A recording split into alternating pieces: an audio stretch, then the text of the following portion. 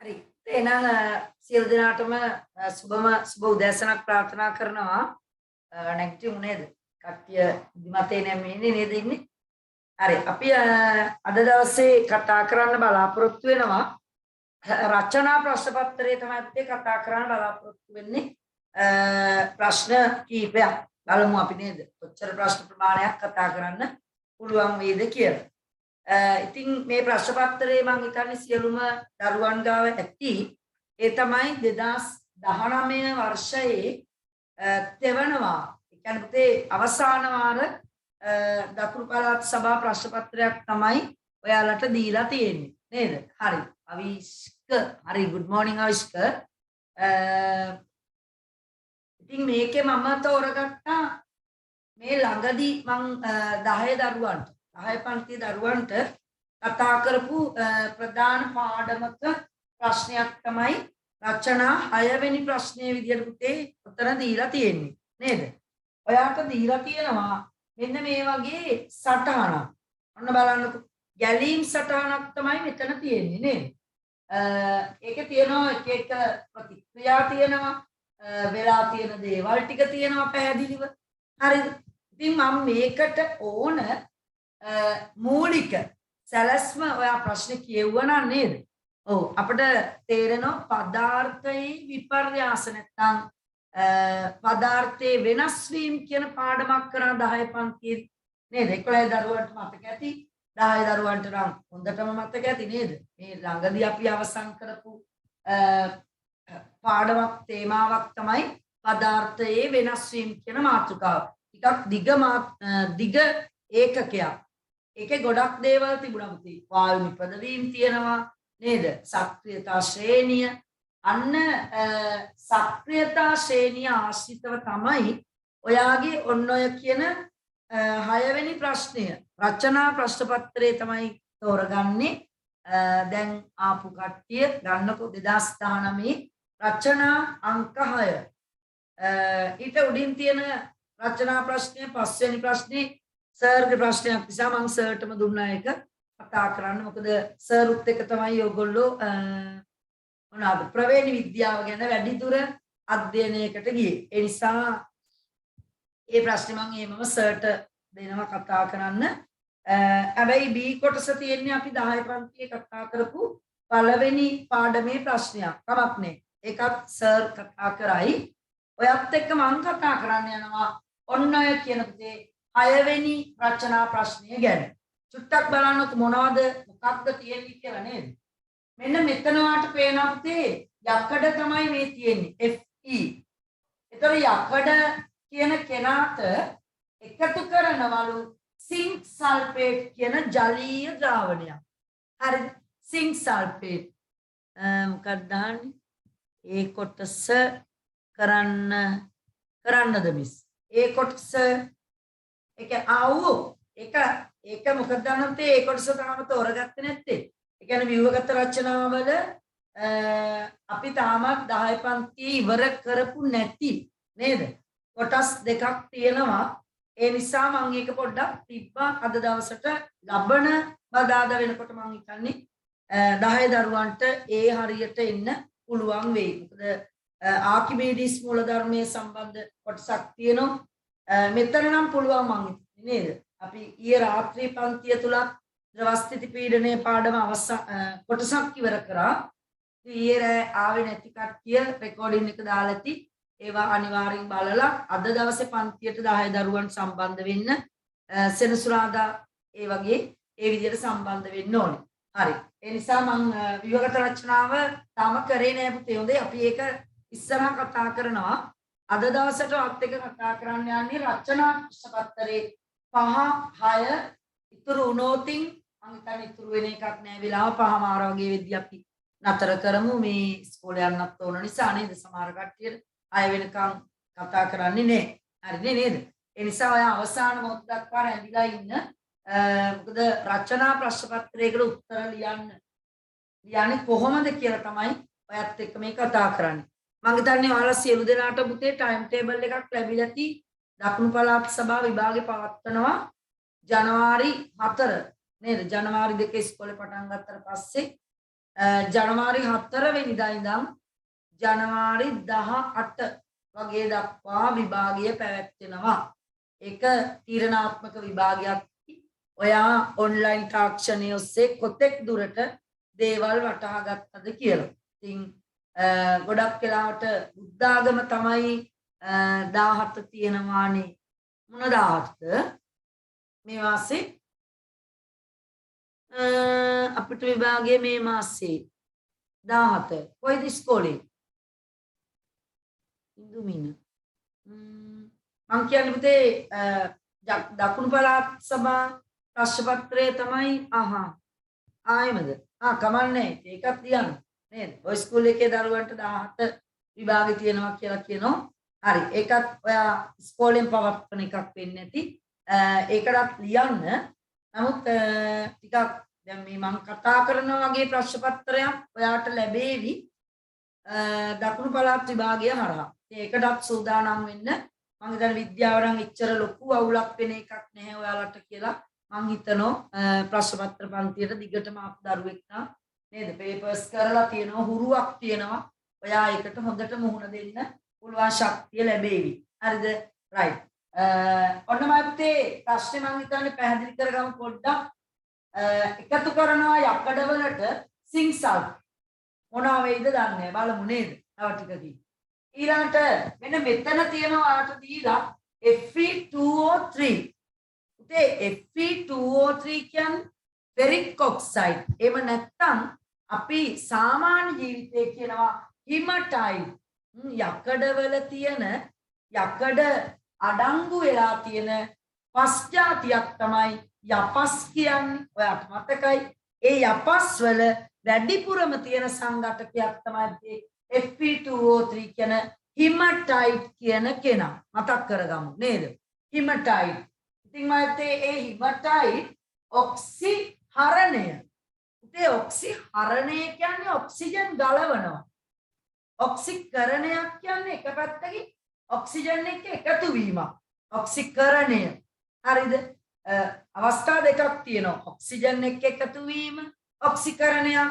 යම් කිසි ප්‍රභේදයකින් පුතේ ඉලෙක්ට්‍රෝන පිට වෙනවා නම් ඒක ඔක්සිකරණයක්. විද්‍යුත් රසායනයේ පාඩම තුල අපේ 11 ශ්‍රේණියේ දරුවෝ දන්නෝ නේද? එහෙනම් මෙතන තියෙන පුතේ ඔක්සිහරණයක්. එහෙනම් මේ ඔක්සිජන් ගලවනවා. අන්න හැදෙනවා යකඩ. පොඩි ගැලීම් සටහනක් තියෙන්නේ නේද? ඒ හැදෙන යකඩ වලට එකතු කරනවා කොපර් සල්ෆේට් ජලීය ද්‍රාවණයක්. ඒ කියන්නේ මොකක්ද? ඒ හදපු පිරිසිදු යකඩ වලට කොපර් සල්ෆේට් දානවා. උන් අපි ප්‍රශ්නේ පැහැදිලි කරගමු. එතකොට මයි පුතේ ඔයාට ලැබිලා තියෙනවලු නිරීක්ෂණ 3ක් නේද? බලන්න. පළවෙනි නිරීක්ෂණයෙන් කියනවා අවක්ෂේපයක් හැදෙනවා. ඉතින් අවක්ෂේපයක් කියන්නේ මොනවා හරි ඒ භාජනයේ පතුලේ තැන්පත් වෙනවා. ගුරුත්වයට තැන්පත් වීමක්. අන්න අවක්ෂේපයක්. එහෙනම් කොපර් සල්ෆේට් වලට යකඩ දැම්මම කවුරු හරි ගැලවෙනවා. අලමු නේද? ඔන්න ටිකක් මතක් වෙන්නේ නැති. උතේ ඊළඟ උෂ්ණත්වයේ ඉහළ යනවා. යකඩයි කොපර් සල්ෆේටුයි ප්‍රතික්‍රියාව. හරි ඒ කියන්නේ ප්‍රතික්‍රියාවක් වන බවට සාක්ෂි මතකයිනේ පුතේ. රත් වෙනවා එක්ක සමහර වෙලාවට සීතල වෙනවා නේද? අවක්ෂේප ඇති වෙනවා, වායු පිට වෙනවා, ওই වගේ දේවල්. අන්න එතනින් එක නිරීක්ෂණයක් තමයි රත් වෙනවලුමයි පුතේ ප්‍රතික්‍රියාව. හරිද? ඒ භාජනයේ රත් වෙනවා.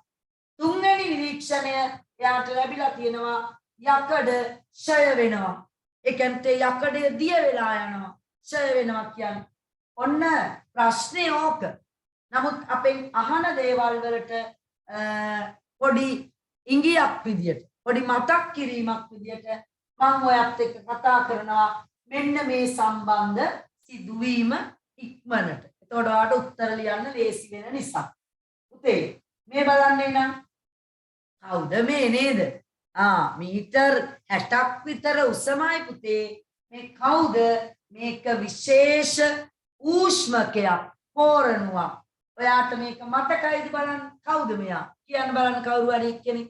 නිදි මර්ගාතේ නැතුව මයික් එක ඔන් කරලා ඔව් මෙයාගේ නම තමයි මයි පුතේ ධාරා ඌෂ්මකය නේද? ධාරා ඌෂ්මකය මේක සාමාන්‍යයෙන් මීටර් 60ක් 50ක් ඊට වඩා වෙන්නත් පුළුවන් උස ධාරා ඌෂ්මකයක්. ඔයාට මතකද මේක අපි ගත්තේ මොකටද කියලා නේද? ඔව් පුතේ යකඩ නිස්සාරණය කරන්න තමයි අපි මෙයාව ගත්තේ. ඉතින් යකඩ නිස්සාරණය කරන්න නම් යකඩ තියෙන නේද? යකඩ අඩංගු පස් මං කිව්වේ කවුද? යපස්. පුතේ ඒ යපස් කියන ඒවා මදි. යපස් විතරක් මදි. අපි මෙයාට එකතු කරන්න ඕනේ පුතේ. ඊටාම තාප ශක්තිය වැඩිපුර පිටවන රත් කරාම අන්න මතක් වෙනවා කෝක් කියන අමුද්‍රව්‍ය කාබන් එකක් එක ගල් අඟුරු එකක් පුතේ එතකොට අන්න යපස් වල තියෙන යපස් වල වැඩිපුරම තියෙන කෙනා තමයි අපි ගන්නෙ හිමටයිට් කියන කෙනා. ඊළඟට යත් එක තව දුරටත් කුණු ගල්. ඔය තුන් දෙනාමයි පුතේ එකට ඔව් හිමටයිට් ඕ කැල්සියම් කාබනේට් තමයි මයි පුතේ කුණු ගල් කියන්නේ නේද? කුණු ගල් කියන්නේ ඔක්කොම හොඳට පොඩි කරනවා කුඩු කරනවා තුන් දෙනා කුඩු කරලා තමයි අපි මේ ධාරා ඌෂ්මකයේ ඉහළින් අමුද්‍රව්‍ය විදියට දාන්නේ. පුතේ අපි යකඩ නිස්සාරණය කරන්න යන්නේ නේද? හිමටයිට් වලින් Fe ගලව ගන්න ඕනි. ඔක්සි හරණය කරන්න ඕනි. ඒකට දාපු දේවල් ටික තමයි මේ ඒත් එක්කම මෙන්න මේ පහලින් උණුසුම් වායු ධාරා. මතකද අපි කොච්චර සෙන්ටිග්‍රේඩ් දාශක ප්‍රමාණයක වාතයේ මේ වායු ධාරා ඇතුළට ඇතුල් කරනවා. මේ තියෙන පුතේ උණුසුම් වායු මේ ධාරා උෂ්ණකය ඇතුළට දානවා.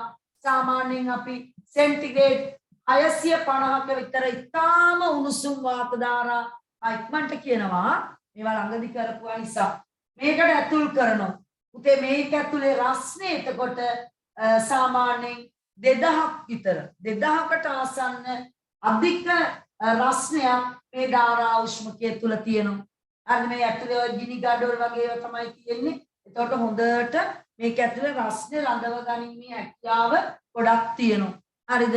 1900 2000 අතර තමයි ලොකු උෂ්ණත්වයක් මෙයා තුල තියෙනවා. එනම්ම පුතේ මේකට ඉතාම උණුසුම් වායු ධාරා එකතු කරනවා. හුණු ගල්වි කෝකුයි හිමටයිට් කියන ඒ යපස් කුඩු කරලා අමුද්‍රව්‍ය විදියට ඉහළින් එකතු කරනවා. මොකද වෙන්නේ නේද? මතකයි ප්‍රධාන ප්‍රතික්‍රියාමයි පුතේ සිද්ධ වෙනවා මේකේ. මතකයි නම් ඔයාට පහක් සිද්ධ වෙනවා. අම්මෝ අපි බලමු ඉස්සර වෙලාම සිද්ධ වෙන ප්‍රතික්‍රියාව මතකයිද බලන්න. අන්න මේ බලන්න ඔන්න ඕක තමයි පුතේ ඉස්සර වෙලාම වෙන්නේ. අර කෝ අන්න කෝ කියන්නේ මම පුතේ කාබන් අපි දැන් පාඩම් කරගමු හොඳේ. මේ අද පාඩම් කරගමු කොහොමද අපි යකඩ නිස්සාරණය කරන්නේ කියලා. එහෙනම් අපි අමුද්‍රව්‍යයක් විදියට යොදපු කාබන් කියන කෙනා මම පුතේ ඔක්සිජන් මේක ඇතුලේ වාතය තියෙනවානේ නේද? දහනයක් වෙන්නේ. එහෙනම් කෝ රත් වෙනවා හදනවා මම පුතේ ප්‍රධාන වායුව කාබන් ඩයොක්සයිඩ්. ඕක තමයි පළවෙනි සමීකරණය. පළවෙනි ප්‍රතික්‍රියාව. මම ඔයාට උගන්වලා ඇති මේ කෙලවරේ හැදෙන කෙනා නැවතත් මෙතනට ඇදලා ගන්න කියලා. හැම වෙලාවෙම මෙහෙම වෙන්නේ බලන්න. අන්න කාබන් ඩයොක්සයිඩ් ඒ දෙවනි ප්‍රතික්‍රියාව සිද්ධ වෙනවා නැවතත් කාබන් සමග. හරිද? මෙතන හැදෙන කාබන් ඩයොක්සයිඩ් නැවත කාබන් සමග අන්නකෝ හදනවා පුතේ කවුද? ඔක්සිජන් එකක් අඩු එක්කෙනා කාබන් ඩයොක්සයිඩ්ට වඩා කවුද නම? Carbon monoxide. ඔන්න හැදුනා. හරිද? ඉස්සරලා හැදුනේ මොනවද? CO2. ඒ CO2 ආපහු කාබන් එක්ක කාබන් මොනොක්සයිඩ්. මෙයා තමයි පුතේ අපිට ඕන කෙනා. කවුද? Carbon monoxide. එයාගෙන් තමයි අන්න දරුවනේ අපේ මේ ප්‍රධාන ප්‍රතික්‍රියාව. ඒ කියන්නේ පුතේ හිමටයිට් Fe2O3 වලින් පුතේ ගලවන්න ඕනේ යකඩ. අන්න නිස්සාරණේ. එහෙනම් මේ කාබන් ඩයොක්සයිඩ් නැවතත් මෙතනට එනවා. මම ඔයාට කිව්වේ කෙලවරේ හැදෙන එක්කෙනා දෙවෙනි ප්‍රතික්‍රියාවේ මුලට එනවා. මෙතන හැදෙන එක්කෙනා තුන්වෙනි ප්‍රතික්‍රියාවට යොදා ගන්නවා. මේ පිළිවෙල එහෙනම් මෙන්න Fe2O3 වලින් උතේ කාබන් මොනොක්සයිඩ් එකතු වෙලා අන්න ඔයාගේ Fe2O3 වල තියෙන Fe ගලවනවා. උතේ මේ සමීකරණෙත් පාඩම් කරන්න ලේසි. මෙතන කාබන් මොනොක්සයිඩ් වලින් තමයි ඔක්සිහරණය වෙන්නේ. එතකොට හැදෙනවා මෙතන CO නම් ආයි අර පැත්තේ හැදෙන්නේ දැන් මතක තියාගන්න කාබන් ඩයොක්සයිඩ් අන්න CO2. ප්‍රතික්‍රියාව තුලිත කරන්න හරි ලේසි. Fe2 නිසා පුතේ යකඩ මවුල දෙකක් හැදෙනවා නේද? මේ සමීකරණයේ ආශ්‍රිත ගණනය කිරීමකුත් ඔයාලට මම කියලා දුන්නා. ওই පදාර්ථයේ විපර්යාස පාඩමේ යකඩ මේ ඉස්සරහා තියෙන ඉලක්කම මවුල කරන්න නේද? නැත්තම් සාපේක්ෂ පරමාණු ස්කන්ධය වැඩි කරන්න දෙකකින් යකඩ 56 වැඩි කිරීම 2 112යි යකඩ ග්‍රෑම් 1 කිලෝග්‍රෑම් එහෙම ගණන් හදන්නත් වෙන්න පුළුවන්. උතේ මෙතන මතක තියාගන්න වායු තියෙන තැන් දෙකටම 3 ඉලක්කමයි වැටෙන්නේ. යකඩ 2යි CO2 මවුල 3යි කාබන් මොනොක්සයිඩ් මවුල 3යි යකඩ ඔක්සයිඩ් හිමටයිට් කියන ඒවා මවුල 1යි. මෙතන මුකුත් නැහැ පුතේ. මෙතන ඉලක්කම 1 තියෙන්නේ. මවුල 1ක්. හරිද? right. ඔන්න ප්‍රතික්‍රියාව. ඊට පස්සේ වෙච්ච වැඩි නේද? ඊට පස්සේ වෙච්ච වැඩි මේ හිමටයිට් වලමයි පුතේ තියෙනවා අපද්‍රව්‍ය නේද? මොනවද අපද්‍රව්‍ය? එක්කෙනෙක් තමයි සිලිකන් ඩයොක්සයිඩ් වැලි තියෙනවා. අනිත් එක්කෙනා තමයි පුතේ ඇලුමිනියම් ඔක්සයිඩ් ඇලුමිනා කියලා අපි කියන්නේ Al2O තියෙනවා නේද? SiO2 තියෙනවා පුතේ. අන්න තව ප්‍රතික්‍රියාවක් වෙනවා ඒ අමුද්‍රව්‍ය ඉවත් කරන්න. එතනට තමයි අපි අර ඔයාට මතකයිද හුණුගල් දැම්ම නේද? අන්න පුතේ මේ හුණුගල් කියන්නේ වියෝජන ප්‍රතික්‍රියාවක් වෙනවා. මෙන්න කැල්සියම් කාබනේට් අධික ලෙස මේකේ රත් වෙනකොට කැල්සියම් ඔක්සයිඩ් සහ කාබන් ඩයොක්සයිඩ් පිලිස්සු හුණු කියන්නේ මෙයා CaO අන්න පුතේ කාබන් ඩයොක්සයිඩ් හැදෙනවා. ඇත්තටම මේකෙමයි පුතේ CO2 හැදෙන එක හොඳයි නේද? ඒ CO2 නැවත නැවත කෝක් එක්ක මේ අපේ ඔක්සි හරණ වායුව අර හිමටයිට් වලින් යකඩ ගලවන වායුව CO මතක තියාගන්න. එයාව නිරන්තරයෙන් හැදෙන එක අන්න හොඳයි. එහෙනම් CO2 හැදෙනවා. තව දුරටත් කුණුගල් වියෝජනයක් සිද්ධ වෙලා. පුතේ ඉතින් අර කිව්ව අපද්‍රව්‍ය ඉවත් වෙන්නේ මෙන්න මේ කැල්සියම් කාබනේට් වල හැදිච්ච කැල්සියම් ඔක්සයිඩ් එක්ක ප්‍රතික්‍රියා කරලා. ඔන්න මම ඉක්මනට කියනවා ඒ ප්‍රතික්‍රියා දෙකක් මෙන්න මේ විදියට. ඔන්න බලන්න ඔයාලට පේනවාද? සිලිකන් ඩයොක්සයිඩ් උතේ මෙයත් එක්ක එකතු වෙනවා CaO හැදෙනවා කැල්සියම් සිලිකේට් කියලා අපි කිව්වේ නේද? කැල්සියම් සිලිකේට්. ඔයාට මම මේක ලියන කෙටි ක්‍රමයක් කියලා දුන්නා. සක්‍රියතාවයේ වැඩි ලෝහය තමයි පුතේ කැල්සියම්. හරි. එයාව මුලට ලියන්න. ඉතුරු ඒවා ටික මෙහෙමම එකතු කරලා ලියන්න තියෙන්නේ. මේක පාඩම් කරන්න දෙයක් නැහැ. ඒ කියන්නේ Si එකයිනේ තියෙන්නේ O2 ලිව්වා. CaSiO2 calcium සිලිකේට්. අරයත් ඒ වගේ. Al2O3 කියන්නේ ඇලුමිනියම් ඔක්සයිඩ්. එයත් අපද්‍රව්‍යයක්. අන්න එයත් එක්ක කැල්සියම් ඔක්සයිඩ් සෙට් වෙනවා. ඇලුමිනියම්ට කලින් උඩින් ඉන්නේ කැල්සියම්. ඒ නිසා මුලට Ca ලිව්වා. ආයි මේකම එකතු කරලා ලියන්නේ Al2O ඔක්සිජන්. මෙතන එක ඔක්සිජන් එකයි මෙතන 3යි ඔක්කොම පුතේ O4 වෙනවා. එහෙනම් CaAl2O4 කැල්සියම් ඇලුමිනේට් කියලායි අපි ඔකට කියන්නේ. උතේ ඔය දෙන්නගෙම එකතුව. මේවා ද්‍රව හොඳේ දිය වෙච්ච තියෙන්නේ මේ ධාරා උෂ්මකය තුල. මේ යකඩ පවාමයි පුතේ ද්‍රව යකඩ තියෙන්නේ. ද්‍රව අමු යකඩ කියලා අපි කියන්නේ. එහෙනම් මේ දෙන්නගේ එකතුව කැල්සියම් සිලිකේට් කැල්සියම් ඇලුමිනේට් අපි කියනවා පුතේ මේ අපද්‍රව්‍ය ලෝබොර කියලා. හැබැයි ඝනත්වයේ වැඩිමයි පුතේ කවුද? ද්‍රව යකඩ. ඒ ද්‍රව අමු යකඩ මත මේ ලෝබොර කියන ඒවා පාවෙනවා. මේ තියෙන්නේ එතන. මේ පහළ තියෙන යකඩ උඩ තියෙන ලෝබොර. කරාම ඇරලා ලෝබොර අයින් කරනවා. ද්‍රව යකඩ එක පැත්තකින් ගන්නවා අනිත් පැත්තෙන් ලෝබොර ගන්නවා. මොකද ඝනත්ව වෙනසක් තියෙන නිසා.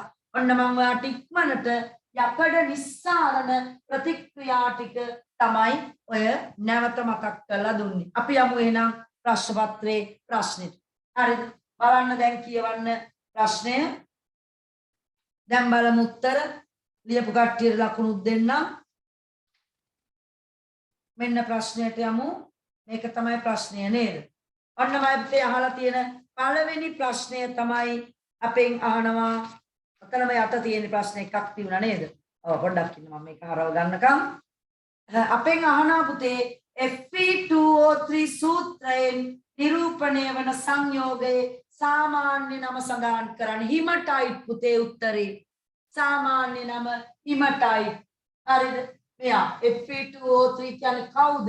හිමටයිට් කියන නම. බලන්න මම ලකුණු කියන්නම් පස්සේ. ඔයා ඉස්සරලා උත්තර ටික දාගන්න ඉක්මනට. හිමටයිට් ලකුණු දීලා තියෙනවා අපිට. ලකුණු පොඩ්ඩක් ලකුණු කොහෙද තියෙන්නේ?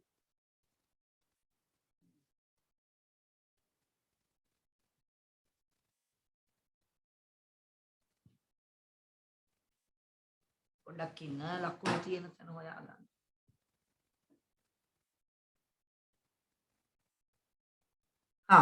ලකුණු 1ද? ඔව් ලකුණු 1යි පුතේ දීලා තියෙන්නේ. ලකුණු 1යි. ඊළඟ දෙවෙනි එක බලන්න. දෙවෙනි ප්‍රශ්නේ මොකද්ද බලන්න. ප්‍රශ්නාංක 2කින් අහනවා.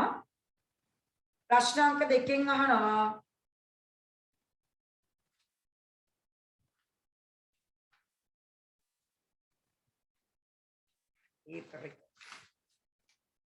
හරි. ප්‍රශ්නාංක 2කින් අහනවා පුතේ යකඩ නිස්සාරණය සඳහා Fe2O3ට අමතරව යොදා ගන්න අනෙක් අමුද්‍රව්‍ය දෙක පුළුවන් නේද දැන්? ඔව් මොනවද දාන්නේ පුතේ? කෝක් දානවා කියන්න, කුණුගල් දානවා කියන්න. එහෙනම් ඔයා ලියලා තියෙන්න ඕනේ කුණුගල් වෙනුවට කැල්සියම් කාබනේට් ලියලා ඒ කමක් නැහැ. කෝක් කියලා ලියන්න සිංහලෙන් නැත්තම් කාබන් කියලා ලිව්වත් කමක් නැහැ. කෝක් වැඩිය හොඳයි සිංහලෙන් ලියන්න. කුණුගල් සහ කෝක්. උණුගල් සහ කෝක් මට ලියා ගන්න ලියපු නැති පැටව. උණුගල් සහ කෝක්. උතේ ලකුණු දීලා තියෙනවා ලකුණු දෙකක්. ලකුණු දෙකයි. තුන්වෙනි ප්‍රශ්نين අහන්නේ මොකද්ද බලන්න. තුන්වෙනි ප්‍රශ්නේ කොටස් දෙකක් තියෙනවා. සිම්පල් A දාන්නකො ලියපු නැති කට්ටිය. ඒ රචනා ප්‍රශ්න පත්‍රයේ වෙනම කොලයක උත්තර ලියලා තියෙන්න ඕනේ ඔයා. වෙනම කොලයක උත්තර ලියලා තියෙන්න ඕනේ. උත්තර අස්සෙම මේ වාස්සේ ලියන්න එපා. पेपर एक आस्से लियाने पा हरिद Fe2O3 ऑक्सीहरणय याकिन इदिगा गन्ने වට ऑक्सीहरणය කරනුයේ ධාරා උෂ්මකය තුල සෑදෙන කුමන වායුව මගින්ද? අන්න හරි පුතේ මම දැන් මේ දැන් කිව්වා නේද? කවුද වායුව? Carbon monoxide. very good මට උත්තර දානවා. හොඳයි පුතේ. කාබන් මොනොක්සයිඩ් හරි දාගන්න ඔයා. कार्बन मोनोक्साइड लकुणु 1යි පුතේ. ලකුණු 1යි. සිම්පල් B ධාරා උෂ්මකය තුල ඉහත වායුව සෑදෙන ප්‍රතික්‍රියාව. අන්න බලන්න. අන්න අපි රිවර්ස් එකක් ගමු. බලන්න කාබන් මොනොක්සයිඩ් හැදෙන සමීකරණේ කෝකද කියලා. මෙයා නේද? මෙයා මෙන්න. අර ඉස්සරලාම වැඩේ පටන් ගන්න කාබන් කෝක් ඔක්සිජන් එක එකතු වෙලා CO2. එයා නෙමෙයි. හරිද? CO2 නැවත කාබන් එක මෙන්න කාබන් මොනොක්සයිඩ් හදනවා. උතේ වාගේ ධාරා උෂ්මකය තුල සිද්ධ වෙන දෙවැනි ප්‍රතික්‍රියාව මේ පිළිවෙල මතක තියෙන්න ඕන. කාබන් ඔක්සිජන් එක CO2 දැන් පාඩම් කරමු. කාබන් ඔක්සිජන් එක CO2 උඟ දවසකින් යකඩ නිස්සාරණය ඇවිල්ලා නැහැ O level ප්‍රශ්න පත්‍රයේ. මේවර එන්න ඉඩ තියෙනවා. හරිද? ඒ නිසා බලා ගන්න. कार्बन डाइऑक्साइड धन C උතේ ඊතලේ 2යි CO තුලිත කරලා තියෙන්න ඕනේ. ලකුණු දෙන්න ඉක්මනට ලියාගෙන ලකුණු දෙකක් දෙන්න පුතේ. ලකුණු දෙකක්. ඉතින් මෙතන භෞතික අවස්ථාවක් පොඩ්ඩක් දාගමුද? දාන්න G ගෑස්.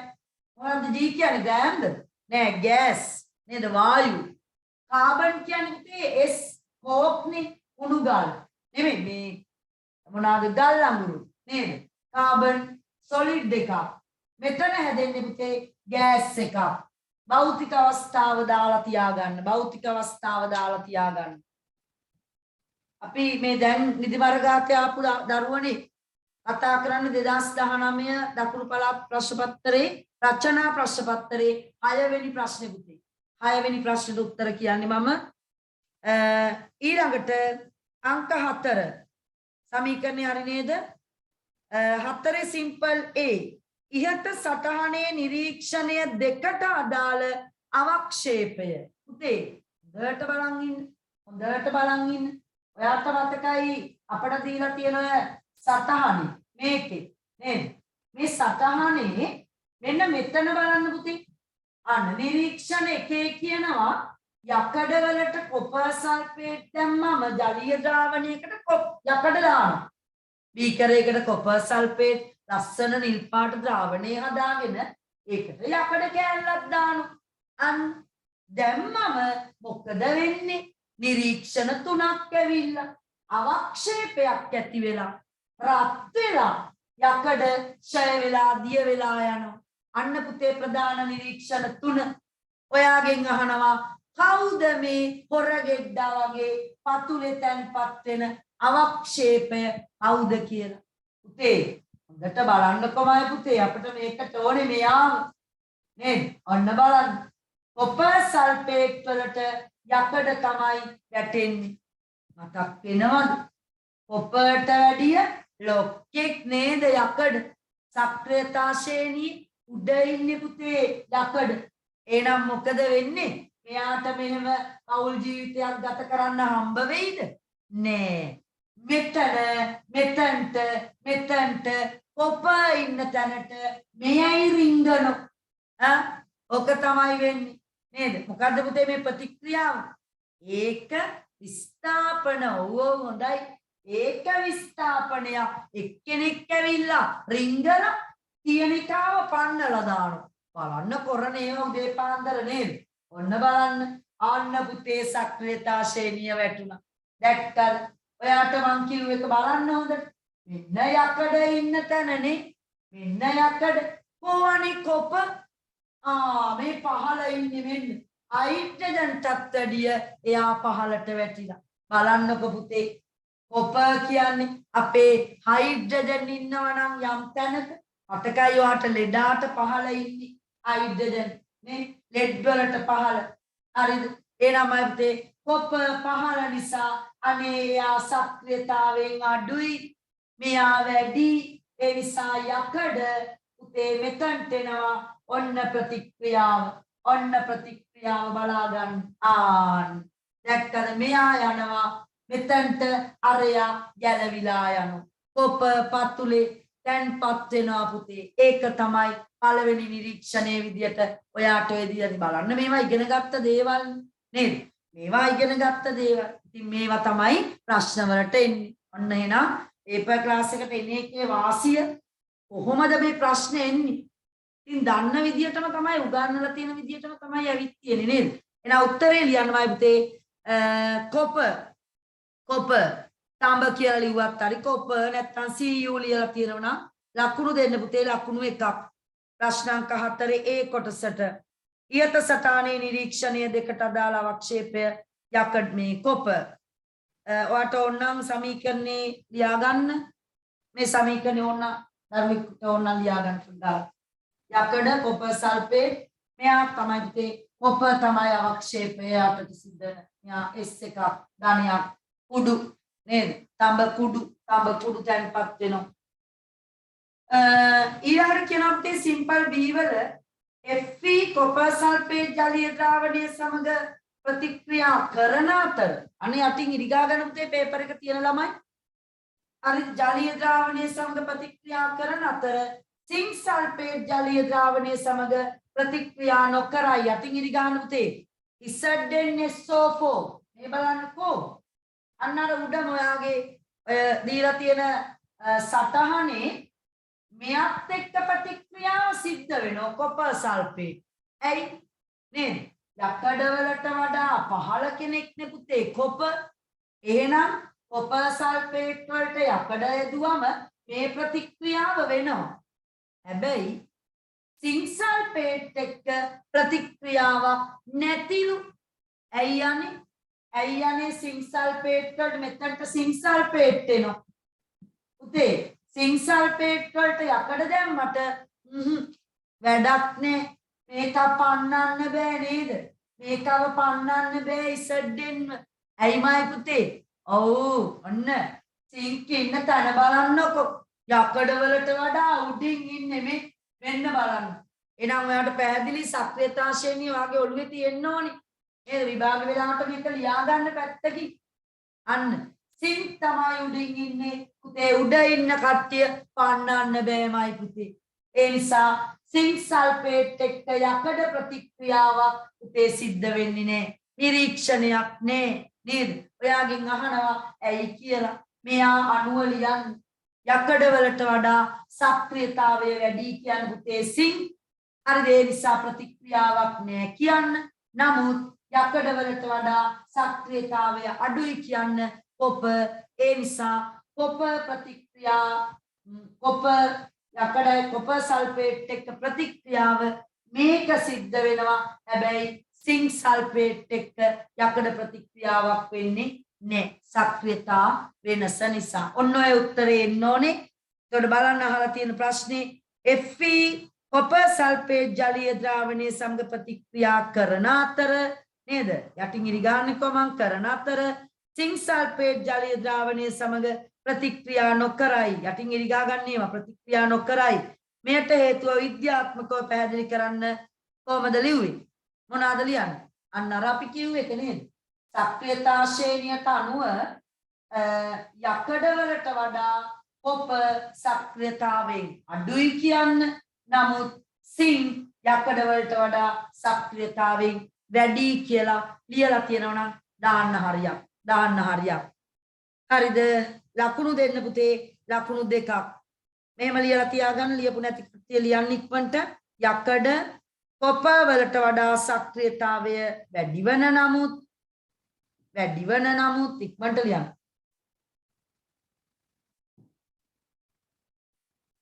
වැඩි වන නමුත් සිංක් වඩා සිංක්ට වඩා නෙමෙයි යකඩ වලට වඩා සිංක් සක්‍රියතාවය වැඩිය. පොඩ්ඩයි හරියට ලියන්න ගලපලා. යකඩ කොපර් වලට වඩා සක්‍රියතාවය වැඩි වන නමුත් සිංක්ට වඩා එහෙම ලියන්නේ සිංක්ට වඩා සක්‍රියතාව අඩුවීම. සිංක්ට වඩා සක්‍රියතාව අඩු. යකඩ ගැන කියන්නේ නේද? යකඩ කොපර්ට වැඩි සක්‍රියතාවය වැඩි වන අතර සිංක්ට වඩා සක්‍රියතාවය අඩුයි. අන්න එවැනි බලන්න ඔයාගේ අදහස හරිද කියලා. ඒ විදිහට ලියලා තියෙනවා. මෙයා යකඩ වලට වඩා වැඩි කියන්න. කොපර් යකඩ වලට වඩා අඩුයි කියන්න. හරි. කොපර් යකඩ වලට වැඩිය අඩු සක්‍රියතාවයක්. අපි මේක හදලා තියෙන පුතේ සක්‍රියතාවය නේද? මොනවා වෙන්නේ? උඩම ඉන්නේ සක්‍රියතාවය වැඩි අය. පහළට එනකොට සක්‍රියතාවය අඩු අය තමයි ඔතන සක්‍රියතා ශ්‍රේණියක් තුල ඉන්නේ. නේද මතකයිනේ? right. හරි නේද තේනම්? යන්න ඊළඟ ප්‍රශ්නයට මොකක්ද අහන්නේ බලන්න. ප්‍රශ්නාංක 5. ජලය ප්‍රවාහණය කරන විශාල යකඩ නල මල බැඳීම වළක්වා ගැනීමට සුදුසු උපක්‍රමයක් සක්‍රියතා ශ්‍රේණිය පිළිබඳ දැනුම ඇසුරෙන් සඳහන් කරන්න. ඔකට හොඳම උත්තරයක් අපේ 11 වසරේ දරුවෝ ගාව නම් තියෙනවා මේ වෙනකොට. හැබැයි 10 දරුවන්ටත් ඔන්න හිතන්න පුළුවන්. උතේ ඔය වතුර ගෙනියන යකඩ නල නේද? එම නේද කියන්නේ? ජලය ප්‍රවාහණය කරන විශාල යකඩ නල මල බැඳීම වළක්ව ගන්න උපක්‍රමයක් කියන්න. ඉන්න මම කියන්නේ අපේ 11 වසර කට්ටිය නම් දන්නවා. 10 වසර කට්ටියට හිතන්න පුළුවන් වෙන්න ඕන. උතේ ඒ තමයි මෙන්න මේ යකඩවලට වඩා උඩින් ඉන්න නේද? උඩින් ඉන්න ඔව් එක්කෝ සිංක් එක්කෝ ඇලුමිනියම් එක්කෝ මැග්නීසියම්. ඔතන නම් අය පුතේ මේ ජල නල වලට සාමාන්‍යයෙන් හේතු කරලා පාස්සලා තියෙනවා අපි මැග්නීසියම් කැබලි. හරිද? මැග්නීසියම් කැබලි එක්කෝ සිංක් කැබලි. ඔයාට මම ගිය සතියේ මම හිතන්නේ 11 වසරේ දරුවන්ට ප්‍රධාන පාඩමක් අවසන් කරා විද්‍යුත් රසායනයේ පාඩම. ඒකෙදි අපි කිව්වා පුතේ අර වතුරේ ගමන් කරන නැව්වල නේද? යාත්‍රාවල ඒ නැව මලකඩ කණ එක වළක්වන්න වරින් වර මැග්නීසියම් පටි සිංක් පටි ඒකට පාස්සලා තියෙනවා. හරිද? එතකොට මම යකඩේ ආරක්ෂා වෙනවා. අරය තමයි ඔක්සිකරණයට යන්නේ. කවුද? සිංක් සහ මැග්නීසියම්. භස්මයක් දැම්මොත් මල බැඳීමේ වේගය අඩු වෙනවා. ඔව් භස්මයක් දැම්මොත් අඩු වෙනවා. නමුත් මේක මේ වතුර ගෙනියන මහ විශාල නලනේ නේද? නල උඩින් හැමතිස්සෙම ඉතින් භස්ම ගගා ඉන්න බෑනේ අවිෂ්ක නේද? භස්ම ගගා ඉන්න බෑනේ. එහෙනම් අය පුතේ මොකද කරන්නේ? ඒ නලයට අපි මැග්නීසියම් පටි තනින් තන පාස්සගෙන යනවා. එක්ක සිංක් හරි. අන්න එතකොට එයා කැප වෙනවා. යකඩ ආරක්ෂා වෙනෝ මලකඩ කන්නේනේ. ඔක තමයි උත්තරේ. හරිද? එහෙනම් ලියන්න පුතේ උත්තරේ. ඔව් එක්කෝ සමහර වෙලාවට පුතේ ඔය යකඩ පයිප්ප නැතුව නේද? සාමාන්‍යයෙන් ওই වතුර ගෙනියන නල අර මට දරුවෙක් දැම්මා මොකද්ද පොඩි වචනයක් ගැල්වනයිස් නේද? ඒ ගැල්වනයිස් කරනවා කියන්නේ යකඩ සිංකාලේප කරනවා වතු පිටින්. හරිද? ඉතින් අපේ යකඩනවල පවා පිටින් තියෙන තේ සිංකාලේපයක්. 11 වසරේ දරුවෝ දන්නවා මේ සිංකාලේපය අයින් කරන්න නම් මම මොකද කිව්වේ? කණුක HCl වල පුතේ විනාඩි 10ක් විතර තියන්න. අර යකඩනවල මතු පිට තියෙන සිංක් තට්ටුව ගැලවිලා යනවා. එතකොට අම්ලයකට දැම්මා. නේද? අපේ අර පරීක්ෂණ වලට ගත්තේ අපි යකඩ මල බැඳීමේ. එහෙම. ඉතින් මෙතනදි මම පුතේ පැහැදිලිද? එක්ක ගැල්වනයිස් කරපු පයිප් බට දාන්න ඕනේ. යකඩ වෙනුවට නේද? යකඩේ මතු පිටින් සිංක් කාලේප කරපුවට අපි කියනවා මොනවා කියලා? ගැල්වනයිස් බට. ඒව තමයි ගොඩක් වෙලාවට වතුර ගමන් කරන්නේ. නැත්නම් ඉතින් මිනිස්සුන්ට ලෙඩ හැදිලා ඇයි? බට මලකඩ කාලා ඒ මලකඩ කාපු දේවල් වතුරට එකතු වෙනවා.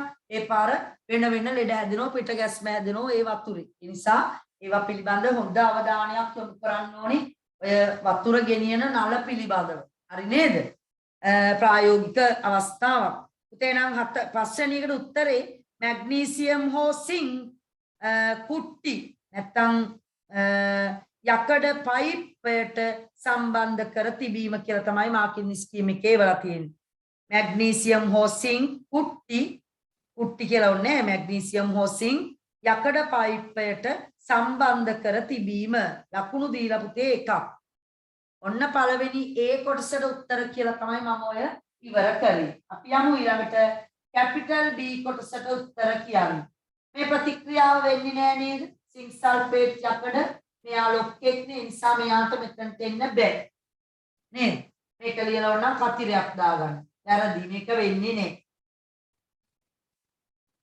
අන්න ඊතලයේ තියුණාට ඊතලයේ විතරයි මුකුත් හැදෙන්නේ නැහැ. අන්නේ යමු ඊළඟ කොටසට B කොටසට.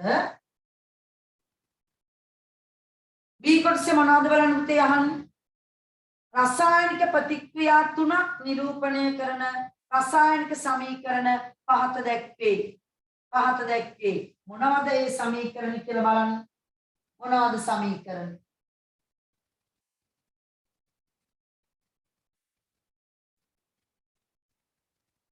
පොඩක් ඉන්න. හරි අපි ඔක දාලා තියාගමු. පළවෙනි සමීකරණයේ තියෙනවා පුතේ ඔයාලට දීලා H2 ධන O2 ජලය හැදිලා තියෙනවා නේද? දෙවැනි සමීකරණය සෝඩියම් ධන F2 සෝඩියම් ෆ්ලෝරයිඩ් හැදිලා තියෙනවා. ඔයාලට දීලා තියෙන දෙවැනි සමීකරණය. තුන්වෙනි එකේ තියෙන පුතේ කාබන් ධන H2 CH4 මීතේන් වායුව හැදිලා තියෙන සමීකරණය තමයි දීලා තියෙන්නේ. එහෙනම් අපිට කියනවා ඒකේ පළවෙනි කොටස B වල එකේ රසායනික සමීකරණයේ අඩංගු වන මූලද්‍රව්‍ය දෙක පදනම් කරගෙන B වල ඒ කියන්නේ මොකද්ද? සෝඩියම් සහ F2 එක හොඳයි. සෝඩියම් සහ F2 අවස්ථාව ඔන්න ඔය පහළ තියෙන වගුව සම්පූර්ණ කරන්නලු නේද? බලන්න ඔයාලා ඉවද කියලා. මොකද්ද බලන්න අහන්නේ? මොකද්ද බලන්න අහන්නේ? මෙන්න මේ සමීකරණය ගැන. මම ඔන්න ඔයාට පේන්න ආවර්තිතාවගු ඒ දෙන්න ඉන්න තැන් highlight කරා. මෙන්න පුතේ සෝඩියම් ඉන්න තැන අපි මේවා දන්නවනේ දැන් හොඳට නේද? සෝඩියම් ඉන්නේ පළවෙනි කාණ්ඩයේ පුතේ තුන්වෙනි පේළියේ නේද? තුන්වෙනි ආවර්තේ පළවෙනි කාණ්ඩේ බලන්න පිරෙව්වද කියලා. ඊළඟට ෆ්ලෝරීන් ඉන්නේ පුතේ හත්වෙනි කාණ්ඩය. නමුත් දෙවනි රෝ එකේ දෙවනි පේළිය දෙවනි ආවර්තය බලන්න හරිද කියලා. ඔයාගේ අහලා තියෙන ප්‍රශ්න මූලද්‍රව්‍ය දාන්න පළවෙනි එක ලියලා තියෙන්න ඕනේ සෝඩියම් ඉක්මන් කරන්න. මම උයන්නත් ඕනේ ඉස්කෝලේ යන්නත් ඕනේ 4:48යි නේද? අද උයන්න වෙන්නේ නැහැ වගේ මට. පුතේ ආවර්තිතාවගේ ඇතුළත් වන කාණ්ඩය සෝඩියම් පළවෙනි එක. අංක 1 රෝමි ලක්කමින් දාලා තියෙනවා වඩා හොඳයි. ආවර්තිතාවගේ ආවර්තය 3. හරි දාගන්න. ඊළඟ ෆ්ලෝරින් ලියලා තියෙන්න ඕනේ. ෆ්ලෝරින් 7 වෙනි කාණ්ඩය රෝමි ලක්කමින් දාන්න 7 නිකන් ඉලක්කම දැම්මොත් අවුල්ද? නෑ අවුලක් නෑ. ඒ උනට කාණ්ඩාංකය අපි හැමතිස්සෙම රෝමි ලක්කම් වලින් තමයි දාන්නේ. ආවර්ත අංක තමයි පුතේ අපි හින්දු අරාබි ලක්කම් වලින් දානවා කියලා ඉගෙනගෙන තියෙන්නේ නේද? ඒ නිසා මේවා 1 2 3 4 මේවා රෝමි ලක්කම් වලින් තියෙන්න ඕන. ඒ නිසා මේ විදිහටම පුරවලා තියෙනවා නම් හොඳයි. ලකුණු දීලා තියෙනවා පුතේ ලකුණු 4ක්. පළවෙනි පේළියට ලකුණු 2යි. ඒ කියන්නේ ඔයා ලියලා තියෙනවා නම් 1 3 සෝඩියම්. හරිද? ෆ්ලෝරින් 7 සහ 2. මේ පේළිය හරිනම් ලකුණු 2යි මේ පේළිය හරිනම් ලකුණු 2යි. ලකුණු 4ක් දීලා. ගන්න ඕනේ ලකුණු 4 අනිවාර්යෙන්. ඊළඟ එකට යමු දෙවැනි කොටස. ඒ මගින් නිරූපණය වන සමීකරණය තුලනය කරන්න. පුතේ මොකද්ද ඒ වලින් නිරූපණය කරන්නේ? වතුර හැදෙන එකක් නේද? මෙන්න තියෙනවා. ඔන්න බලන්න හරිද කියලා. H2 ධන O2 හැදෙන්නේමයි පුතේ ජලය. එහෙනම් ඔන්න සමීකරණ තුන ඔයාගේ දීලා තියෙන පේපර් එකේ. මෙතනදි කොහොමද පුතේ තුලිත වෙන්නේ? මේ බලන්න. මෙතන ඔක්සිජන් පරමාණු එකයි තියෙන්නේ. මෙන්න අනේ දෙකක් ඇවිල්ලා. එහෙනම් මම පුතේ මම මෙතනට 2 දාන්නම් නේද? 2 දාන්නම්. එතකොට හයිඩ්‍රජන් වෙනස් වෙනවා නේද? දෙවරක් 2 4යි. බලන්න අර පැත්ත 4ක් කරගන්න බැයිද කියලා? පුළුවන් නේද? එහෙනම් මෙතනට දානවා 2. දෙවරක් 2 4යි. හරි දෙවරක් 2 4යි. ඔක්සිජන් 2යි ඔක්සිජන් මේ ඔක්සිජන්ට මේ 2 අයිති. බලන්න ඔයා ලිව්වද කියලා ඉක්මනට ලියා ගන්න. ලකුණු දෙන්න පුතේ 2ක්. ලකුණු 2ක් දෙන්න. භෞතික ස්වරූපයේ අවශ්‍යම නැහැ කියලා දානොත් ඔයාට ඕන ලියා ගන්න. G ඔක්සිජන් G ජලය පුතේ L ලික්විඩ් දෙකක්. භෞතික අවස්ථාව හරිද? ඊළඟට තුන්වෙනි කොටස C ප්‍රතික්‍රියාවේදී සෑදෙන ඵලයේ අඩංගු බන්ධන වර්ගයේ කුමක්ද? කවුදනේ C? මෙන්න මෙයා නේද? පල්ලෙහාම කාබන් හයිඩ්‍රජන් එක්ක ප්‍රතික්‍රියා කරලා CH4 හදන කෙනා. පුතේ ඔයා බන්ධන වර්ග දෙකක් දන්නවා. අයනික සහ සංයුජ ඇති වෙන්න දන්නවා නේද? මොනවද? සහ සංයුජ බන්ධනයක් නම් පුතේ වැඩිපුරම ඉන්නේ මූලද්‍රව්‍ය ලෝහ නෙමේ අලෝහ. හැබැයි අයනික බන්ධනයක් නම් මෙන්න මේවා ඔයාට කතා කරලා තියෙනවා. අයනික බන්ධනයක් නම් අනිවාර්යයෙන්ම පළවෙනි කාණ්ඩේ ලෝහයක් හෝ දෙවෙනි කාණ්ඩේ ලෝහයක් මුලට ඉන්න ඕනේ. මතකයි නේද? ඔව්. පළවෙනි කාණ්ඩේ ලෝහයක් හෝ දෙවෙනි කාණ්ඩේ ලෝහයක් මුලට ඉන්න ඕනේ. පුතේ එහෙම නෑ නේද? කවුද එක්කෙනා සමීකරණේ CH4 නේ ඇදිලා තියෙන්නේ. පුතේ මෙයක් අලෝහයක් හයිඩ්‍රජන් කියන්නේ අලෝහයක්. එහෙනම් උත්තරේ සහ සංයුජ බන්ධන හවුලක් ගහන්නේ. හවුලක් කාබන්ට ඉලෙක්ට්‍රෝන 4ක් මදි. ඒ 4 අපේ හයිඩ්‍රජන් යාළුවෝ 4 දෙනෙක්ගෙන් ලබා දෙනවා නේද? ඒ හයිඩ්‍රජන් 4 දෙනාට මෙයාගේ වටේ අවසාන ශක්ති මට්ටමේ තියෙන ඉලෙක්ට්‍රෝන හතර ලබා දෙන පොරොන්දුව පිට. මතකයි නේද මලක් වගේ එකක් හැදුනා නේද? කොහමද හැදෙන්නේ? මේ C ඕමයි කැලි හතර ගැව්වා. I කරා හයිඩ්‍රජන්. I කරා හයිඩ්‍රජන්. 2යි 4යි 6යි 8යි. මේවා මත එකසර යුගල් උකුත් නෑ පුතේ. තිබිච්ච හතර මුන් හතර දෙනාට දුන්නා. උන් හතර දෙනා ගාව තිබිච්ච ඉලෙක්ට්‍රෝන හතර කාබන්ට දුන්නා. අවුලක් ගැහුවා. සහසංයුජ බන්ධන ලකුණු දෙන්න. සහසංයුජයි කියලා ඔයා ලියලා තියෙනවා නම් ලකුණු 1යි.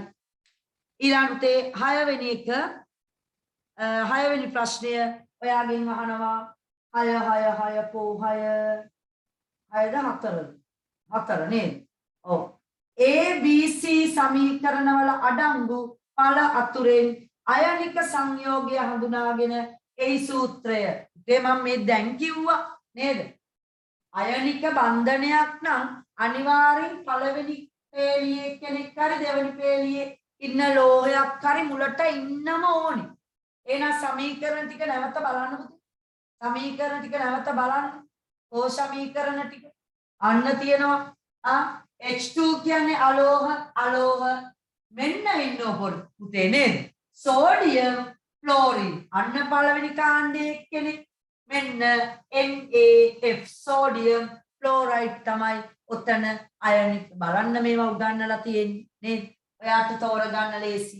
එහෙනම් දන්නේ නැති කට්ටිය ලියා ගන්න අයනික බන්ධනයක් නම් පළවෙනි කාණ්ඩයේ හෝ දෙවෙනි කාණ්ඩයේ මූලද්‍රව්‍යයක් මුලින් සම්බන්ධ විය යුතුයි.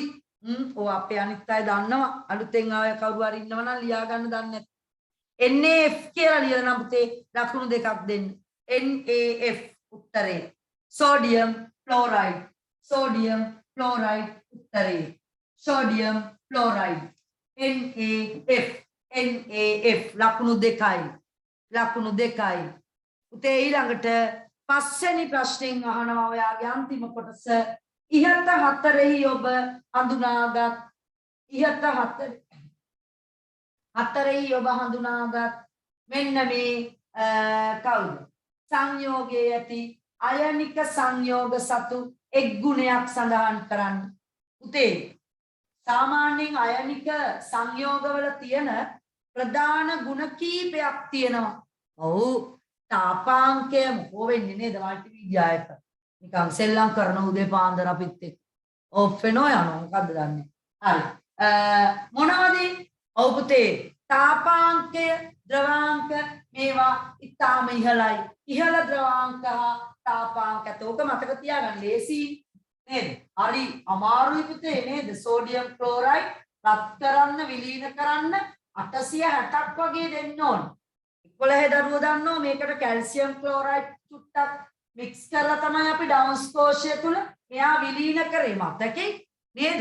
අන්න අර සෝඩියම් නිස්සාරණය කරනකොට ඩවුන්ස් කෝෂය තුල විද්‍යුත් රසායනයේ පාඩමේ මේ ද්‍රවාංකය පුතේ අඩු කරන්න කැල්සියම් ක්ලෝරයිඩ් පොඩ්ඩක් දැම්මා. මතකයි නේද? ඔව් 10 දරුවෝ දන්නේ නැහැ ඒක. එනම පුතේ අධික තාපාංකයක් ද්‍රවාංකයක් තියෙනවා. තව මොනවද තියෙන ලක්ෂණ? ප්‍රතිවිරුද්ධ ආරෝපණ ආයන තියෙනවා ධන ඍණ ආයන. හරිද? කාම රුෂ්ණත්වයේදී බොහෝ වෙලාවට පුතේ ඝන. බොහෝ වෙලාවට ඝන සංයෝග අයනික ඒවා. ඊළාට ඝන අවස්ථාවේදී විද්‍යුතය සන්නායනය කරන්නේ නේ. මතකයිද? ලුණු කැටවල කුඩුවල කාබන් ඉලෙක්ට්‍රෝඩ ගැහුවට කරන්ට් එක යන්නේ. අනිවාර්යෙන් එක්ක ජලීය ද්‍රාවණයක් තියෙන්න ඕනේ. එක්ක පුතේ විලීන කරලා රත් කරලා ද්‍රවයක් කරපු එක්කෙනෙක් තමයි කරන්ට් එක ගෙනියන්නේ ඝන ආයනික සංයෝගවල. ඊළාට සජල අයන බව. සජල අයන සචලව මෙතනදී නේද සචල අයන තියෙනවා. ඒ නිසා තමයි කරන්ට් එක යන්නේ. හැබැයි ඝන ආයනික සංයෝගයක අයන තිබුණාට පුතේ මං යන්න බෑ කියලා. ඒ නිසා තමයි විදුලිය යන්නේ නැත්තේ ඝන ඒවෙයි. පැහැදිලිද? බොහෝ අයනික සංයෝග වතුරේදී වෙනවා. ඔන්නමයි පුතේ අයනික සංයෝගවල තියෙන ප්‍රධාන ලක්ෂණ වලින් ඔයාගෙන් අහන්නේ උතන කීයක්ද? කීයක්ද? එක ගුණයයි අහන්නේ අයියෝ නේද? එහෙනම් පුතේ උත්තරේට ලකුණු දෙන්න එකක්. පුතේ බලන්න ඔයා ලිව්වනම් නියමයට ලකුණු 20න් කීයක් ගත්තද කියලා. මං හිතන්නේ 20න් 20ම ගන්න ඕනේ පුතේ ඔය ප්‍රශ්නෙට. ලේසි ප්‍රශ්නයක්. යන්න ඔයා එනම් පස්වෙනි ප්‍රශ්නෙට සර් රේවියෝත් එක්ක පස්වෙනි ප්‍රශ්නේ කතා කරමු. හරිද? එහෙනම් මම යනවා. ඔයාලා සියලු දෙනාට අද දවස ජය වේවා. සුබ දවසක් ප්‍රාර්ථනා කරනවා. අයබෝවන්.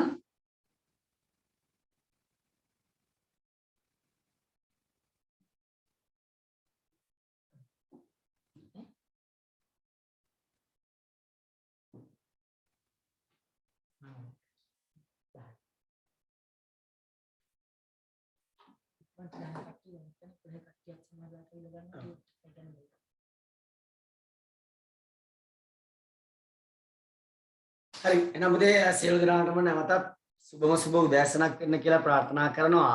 හරි. ඉතින් අපි පන්තිය පටන් ගන්න කලින් පොඩි නිවේදනයක් මට දෙන්න තියෙනවා. එකක් තමයි පුතේ ඔයාලගේ 10 ශ්‍රේණියේ දරුවන්ගේ කියන්නේ 2021 10 ශ්‍රේණියේ දරුවන්ගේ නිබන්ධනය මොන සූදානම් අපේ 10 ශ්‍රේණියේ අන්තිම පාඩම. හරි. අන්තිම පාඩම ප්‍රතික්‍රියා ශීඝ්‍රතාවය කියන පාඩම තියෙන්නේ. ඒත් එක්ක මේකේ අවසානයේ පේපර් එකකුත් දාලා තියෙනවා. ඒක පේපර් ක්ලාස් එකේ පේපර් එකක් නෙමෙයි. නිකන් ඔබට පේපර් එකක් අනිත් එක තමයි පුතේ ඒකේ රූපකොලේ අන්තිම එකේ අලවල ඇත්තේ. අන්තිම එකේ පොඩ්ඩක් නිකන් ගම් ඩොට් එකක් දාලා අලවල ඇත්තේ. ඉතින් පුතේ මේක ගනිද්දි ඔන්න චුට්ටක් මතක තියාගන්න මම මැසේජ් එකක් දැම්ම මේකේ. මේක ඔබ ආයතන වලින් ගනිද්දි මේ වෙනකොට ආයතන වල තියෙනවා පුතේ 10 ටියුට් වර්ග දෙකක්. 10 ටියුට් වර්ග දෙකක්. එක ටියුට් එකක් ඔයාගේ ටියුට් එක ප්‍රතික්‍රියා ශීඝ්‍රතාවය. අනෙක් ටියුට් එක ඔයාලගේ මල්ලිලාගේ. එහෙම නැත්නම් දැනට 9 පන්තියේ ඉඳලා 10 පන්තියට 2022 එන නංගිලා මල්ලිලාගේ ටියුට් එක තමයි ඒක.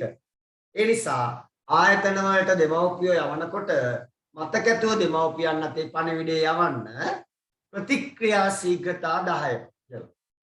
ඔලේක ලියලා යවුවත් කමක් නැහැ පුතේ. ඒ තරම් සේෆ්ටි. හරි.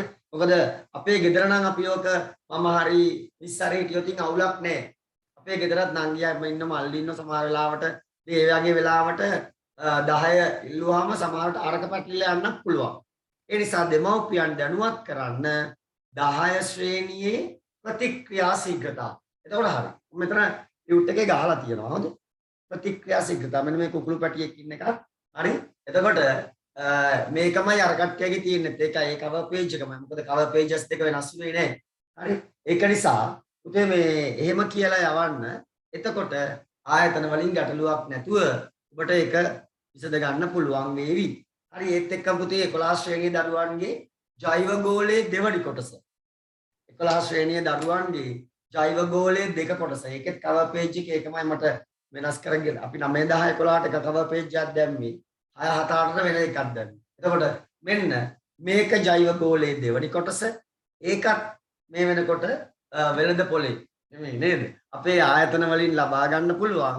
ඒත් එක්කම ඔය නිබන්ධන දෙක ඉක්මනින් ලබා ගන්න. මොකද අපි අර 11 ළමයිනුත් සමහර අය අපේ 10 නිබන්ධනේ ඉල්ලා සිටි නිසා ඔවුන් වෙනුවනුත් ප්‍රමාණයක් මුද්‍රණය කරපු නිසා. හරි. උදේ ඒත් එක්ක මම හිතන්නේ දකුණු පළාත් අධ්‍යාපන දෙපාර්තමේන්තුව ජනවාරි 4 වෙනිදා වාර විභාගයේ තියෙනවා කියලා ඔබට සඳහන් කරලා ඉවල මම ඊයේ රෑම මට ඒක ටයිම් ටේබල් එක ලැබිච්ච විගස මම ඒක ඔබට ෆෝවර්ඩ් කළා. හරි. පුතේ එහෙනම් අපි යනවා පුතේ අපේ ඔව් නේද? 18 ඒ බොයි ස්කූල් එකේ නේ පුතේ. ඔව් හරි. බදාද නෑ පුතේ නෑ. බදාද පන්තියට ඕනේ නෑ. ඒක ද්‍රවස්ස පීඩනයේ ඊරෑ මිස් කතා කරපු එකේ ඉතුරු ටිකයි ඕන වෙන්නේ. හරි. මගේ ධාරා විද්‍යුතය යනවා. ඔව් පුතේ මෙතන 11 දරුවෝ ඉන්නවා නම් ධාරා විද්‍යුතය මාතෘකාවේ වැදගත්ම කොටස් ටික තමයි මම මේ දවස්වල කතා කරන්නේ. ඒවට අපි ලින්ක් එක දානවා 10ට 11 පන්තියට. ඒ නිසා ඒවට සම්බන්ධ වෙන්න. ඒක අමුතුවෙන් මුදල් ගෙවීමක් එහෙම අවශ්‍ය වෙන්නේ නැහැ. ඔබට දැනුමනේ ඕන වෙන්නේ. ඒ දැනුම ලබා දෙන්න අපි සූදානම්. හරි. පුතේ අය බලමු පුතේ. ඒක බලමු හොඳේ. ඔයාගේ ප්‍රශ්නේ මම දන්නවා. හරි. ඉතින් එතකොට අපි එනවා පුතේ අපේ මේ පේපර් එකේ පස්වෙනි ප්‍රශ්නෙට. පේපර් එකේ පස්වෙනි ප්‍රශ්නෙට. හරි. පුතේ ඒකේ තියෙන්නේ මොකක්ද? ඔන්න අපි දන්නා කියලා මම දැන් අපිට පැහැදිලි නම් නැතුව මට මේක ස්කෑන් කරගන්න බැරි වුණා. කලබලයට දැම්මේ මේකේ අපි කියනවා පුතේ සාමාන්‍ය ප්‍රවේණි විද්‍යාවේ එන මූලික පරීක්ෂණ ටික. සාමාන්‍ය ප්‍රවේණි විද්‍යාවේ ලැබෙන මූලිකම පරීක්ෂණ ටික තමයි මෙන්න මෙතනදී විග්‍රහ වෙන්නේ. පුතේ අපිට කියනවා ඉස්සෙල්ලා මම චුට්ටක් පැහැදිලි කරන්නම් මෙන්න මේ මෙන්ඩල්ගේ පරීක්ෂණය ටිකක් ලාවට මොකක්ද මෙන්න බලන්න. මෙන්ඩල් කලේ මෙතන තියෙන්නේ වෙන දෙන්නේ වෙන රූපානුදර්ශන එකක් නේද? අපි මෙහෙම හිතමුකෝ පුතේ. මෙන්ඩල් ගත්තා මොකක්ද? ඔව්. එයා ගන්නවා එකම ලක්ෂණය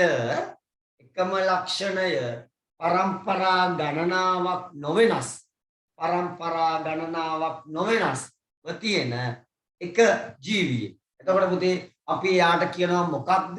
මොන එක්කෙනෙක්ද? එකම ලක්ෂණය වෙනස් වෙන්නේ නැතුව ඒ විදියටම තියෙනවා නම් පරම්පරා ගාන. එයා මොන වගේ කෙනෙක්ද? මොන වගේ කෙනෙක්ද?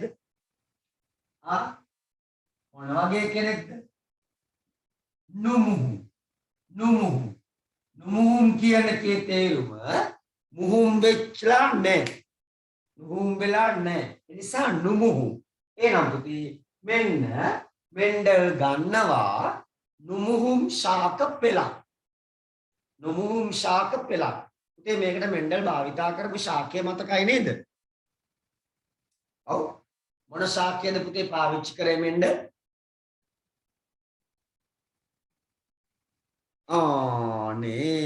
very sorry very hari putih hari right hari hari putih ගෙවතු මෑ ශාකය නේද? නැත්තම් ඔබ දන්නවා පිසම් සැටයිවම් කියන උද්භිද විද්‍යාත්මක නාමයෙන් යුක්ත ගෙවතු මෑ ශාකය. එතකොට ගෙවතු මෑ ශාකය එයා පාවිච්චි කරන්නේ අන්න එයාට තියෙන මේ විශේෂ ගති ලක්ෂණය නිසා. මොකක්ද? බුදුමයි මේකේ ප්‍රශ්නය අහලා නැති එක. මොකක්ද? ගෙවතු මෑ ශාකය භාවිතා කරන්නේ එයාට ලක්ෂණ සමුදායක් තිබිච්ච නිසා. එකක් පහසුවෙන් වගා කරන්න පුළුවන්. දෙක එයාගේ ජීවිත කාලය කෙටි. තුන එයාගේ මොකක්ද පරස්පර ලක්ෂණ 7ක් විතර තියෙනවා නේද? එකිනෙකට වෙනස් ලක්ෂණ පුෂ්පවල වර්ණය, කරල ස්වභාවය, කරලේ වර්ණය, බීජවල වර්ණය නේද? අන්න හරි පුතේ. නුමුහුම් ශාක පෙළක් ලබා ගන්න හරිම ලේසි. මෙකී නොකී එකී මෙකී ලක්ෂණ නිසා ඔන්න මේ වෙග මෙන්ඩල් තමන්ගේ පර්යේෂණ සඳහා භාවිතයට ගන්නවා පිසම් සැටයිවම් මේවත් ගෙවතු මෑ ශාකය. එනම් පුතේ එයා පාවිච්චි කරපු එක පරීක්ෂණයක් ඔපුතේ හරි. ඔව් ස්වපරාගණය වගේම පරපරාගණයක් කළ හැකි වීම. බයි පුතේ. රයිට්. පුතේ මෙන්න මෙයා එක වර්ගයක්. නුමුහුම් දම් ශාකය. ඒ වගේම නුමුහුම් සුදු පුෂ්ප සහිත ශාකය. නුමුහුම් දම් පුෂ්ප සහිත ශාකය සහ නුමුහුම් සුදු පුෂ්ප සහිත ශාකය එයා අරගෙන පුතේ මොකක්ද කරන වැඩි? මොකක්ද කරන වැඩි? එයා ස්වපරාගණයද කරන්නේ පරපරාගණය? ස්වද පරද? ස්වද පරද? ඔව් පරපරාගණය. හිතා ගන්නකො පුතේ මෙන්න ශාක ජාති දෙකයි. හරියට ලිංගික ප්‍රජනනය වගේ නේද? එක ශාකයක් තවත් ශාකයක් එක්ක. පුතේ මෙන්න අපට පේනවා පරපරාගණය කරනවා මෙයා මෙයත්. කොහොමද පරපරාගණය කරන්නේ? දම්පාට මලේ පුෂ්පයේ කලංකය දම්පාට පුෂ්ප කලංකය මත සුදු පාට පුෂ්පේ පරාග තන්පත් කරනවා කෘත්‍රිමව.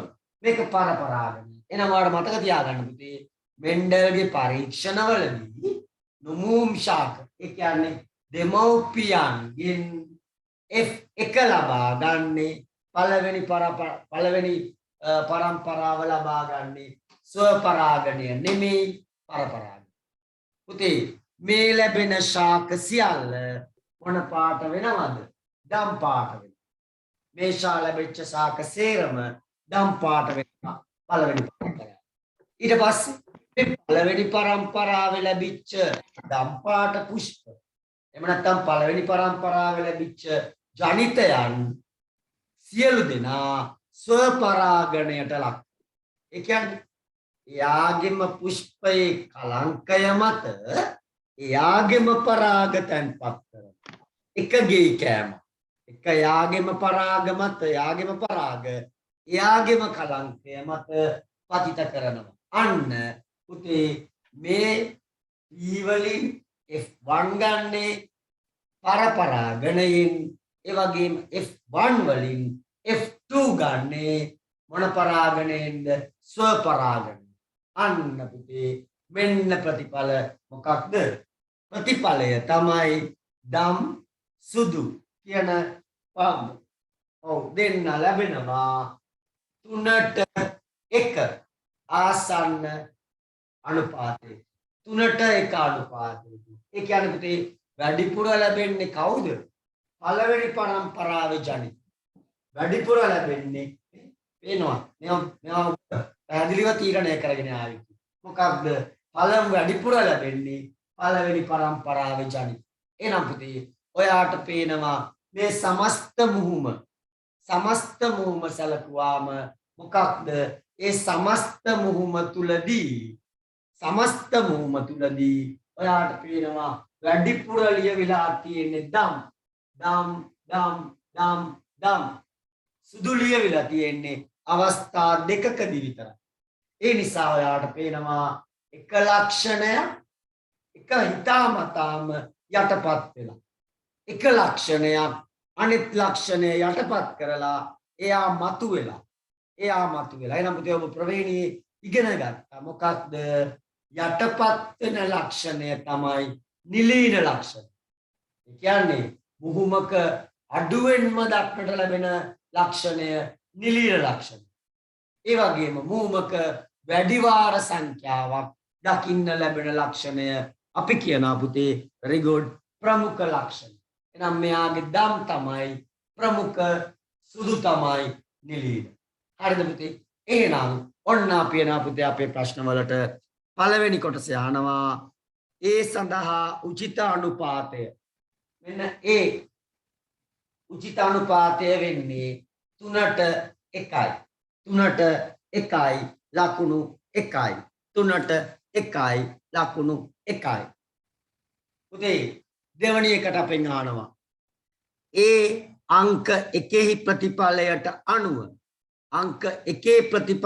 අනුව F1 පරම්පරාවේ දක්නට නොලැබුණු අන්න මේ දෙන්නාගේ ඇතිවන පරපරාගණය නිසා දම් වර්ණය ඇති වෙනවා. අපෙන් අහන්නේ දක්නට නොලැබුණු ලක්ෂණ. මොකද්ද පුතේ? දක්නට ලැබුණේ සුදු. අම්මයි තාත්තයි අතරින් අම්මගේ ලක්ෂණය පෙන්නුවා. තාත්තගේ ලක්ෂණය පෙන්නුවේ නැහැ. එහෙනම් පුතේ නොලැබුණු ලක්ෂණය සුදු ලකුණු 1යි.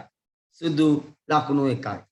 පුතේ ඊළඟට කියනවා මෙන්ඩල් විසින් එබඳු ලක්ෂණ හැඳින්වුවේ නිලීන ලක්ෂණ. very good. නිලීන ලක්ෂණ ලකුණු 1යි. ලකුණු 1යි. හරි. ඔව් පුතේ ඔන්න යනවත් තුන්වෙනි කොටසට. F1 පරම්පරාවේ ශාක ලබා ගැනීම සඳහා මුහුමට යොදාගත් F2 මෙන්න F2 මෙයා තමයි F2. ඔව් F2 පරම්පරාවේ ශාක ලබා ගැනීම සඳහා මුහුමට යොදාගත් දෙමව්පිය පරම්පරාවේ ශාක අතර පරපරාගණ ක්‍රමය අනේ නේ ශාක අතර පරාගණය සිදු කළ ක්‍රමය. මෙයාගෙන් මෙයා ගන්න. මොකද්ද පුතේ ක්‍රමය? මෙයාගෙන් මෙයා ගන්න. මොකද්ද ක්‍රමය? මෙයාගෙන් මෙයා ගන්න.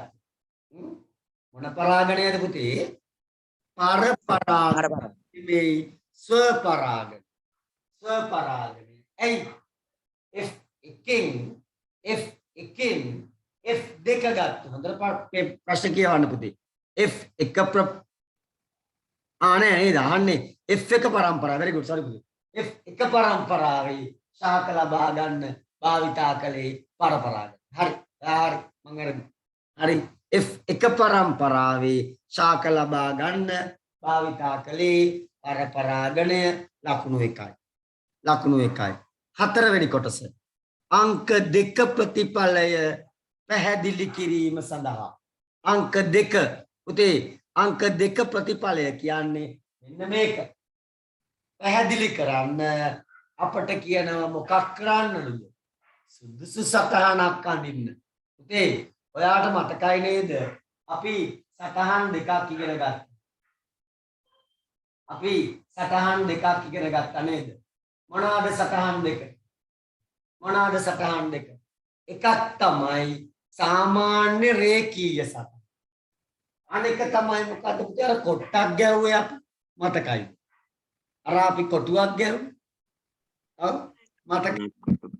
මොකක්ද ඒ කොටුව? අනට් කොටුව. අනට් කොටුව. අනට් කොටුව ආධාරයෙන් අන්න ඒක හදන්න පුළුවන්. පුතේ මම ඉක්මනින් එන්නම් මුල ඉඳලම ඔයාගෙන් අහන්නේ නෑ. මුල ඉඳලම ඔන්න බලන්නකෝ. අපි යනවා පුතේ අපිට දෙනවා ධම් වර්ණය සඳහා වග කියන ජානය A. එහෙනම් මෙන්න ධම් වර්ණය කැපිටල් A නම් ඔයාට මතකයි මෙන්ඩල් කියනවා මොකක්ද? මෙන්ඩල් කියනවා ඕනම ජීවියෙකුගේ එක ලක්ෂණයක් පාලනය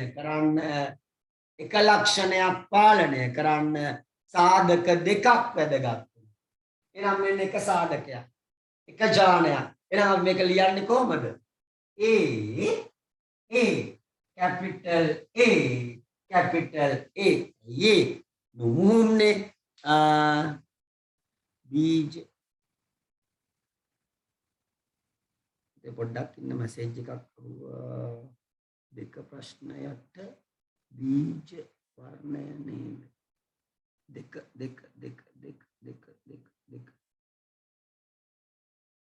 දෙක අංක 1 නොලැබුණු ලක්ෂණය. මෙන්ඩල් විසින් එබඳු ලක්ෂණ ඒක මගේ අතින් කියවුන්නේ නැද්ද? ඔව් නෑ පුතේ නෑ.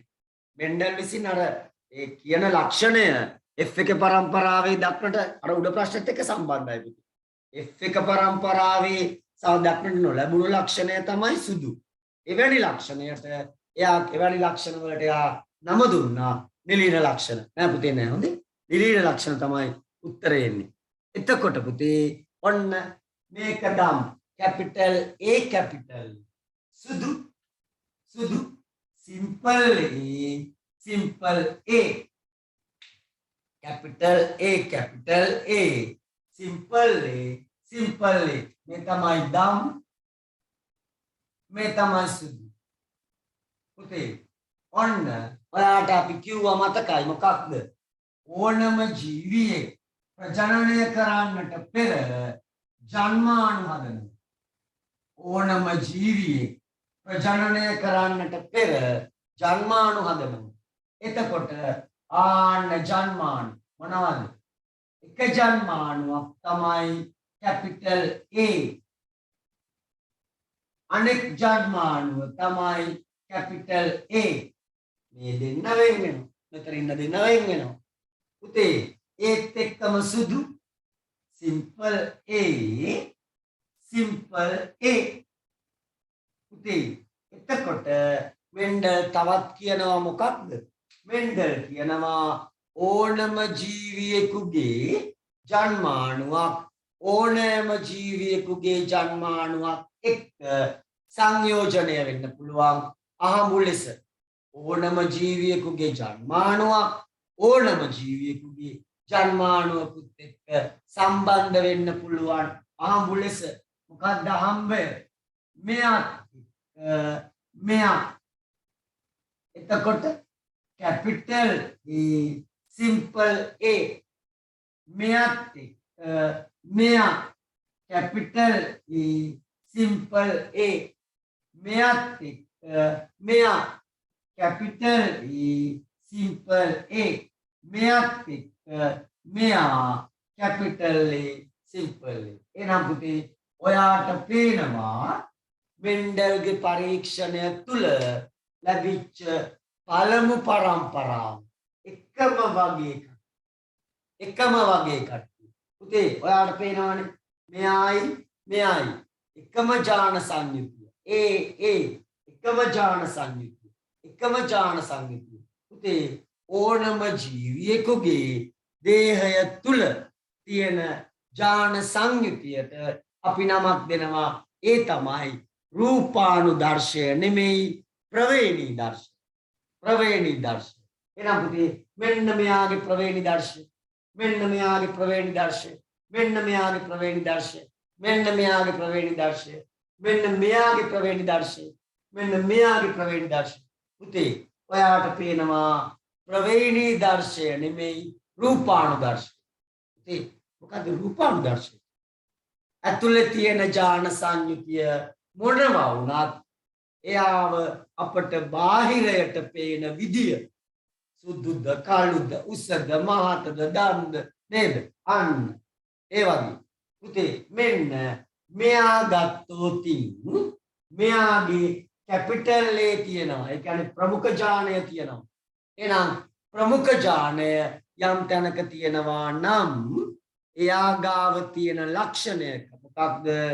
ප්‍රමුඛ ජානයට විලක්ෂණ. මෙයා වැඩක් නැහැ. මෙයා නිකන් මෙයාත් එක්ක හිටියට මෙයා නිලීනයි. මෙයාත් වැඩක් නැහැ. නිලීනයි. කවුද මෙතන ලොක්කා? Capital A. කැපිටල් A කියන්නේ මොකක්ද? දම්. ඒ නිසා වන්න අපි දකිනවා පළවෙනි පරම්පරාවේ සියලු ශාක දම්. එතකොට මේ තමයි මොන දර්ශයද? රූපානුදර්ශය. මේ තමයි මොන දර්ශයද? ප්‍රවේණී දර්ශය. හැබැයි පුතේ මේ තාම මොන එකද? පළවෙනි පරම්පරාව. මම ආට චූටි මතක් කර දීමක් කරේ. පළවෙනි පරම්පරාව. හරි. පුතේ ඔන්න මෙයාලා පරපරාගණය කළා. පරපරාගණය කරපු නිසා ඔන්න ලැබුණා අපට පළවෙනි පරම්පරාවේ සියලු පුෂ්ප දම්. නේ මේ අපේ අර සටහනක් මම ඔකුඩින් දාන්නම්. දැක්කද? සියලු පුෂ්ප පළවෙනි පරම්පරාවේ දම්. මේ ඇවිල්ලා තියෙන ලස්ස.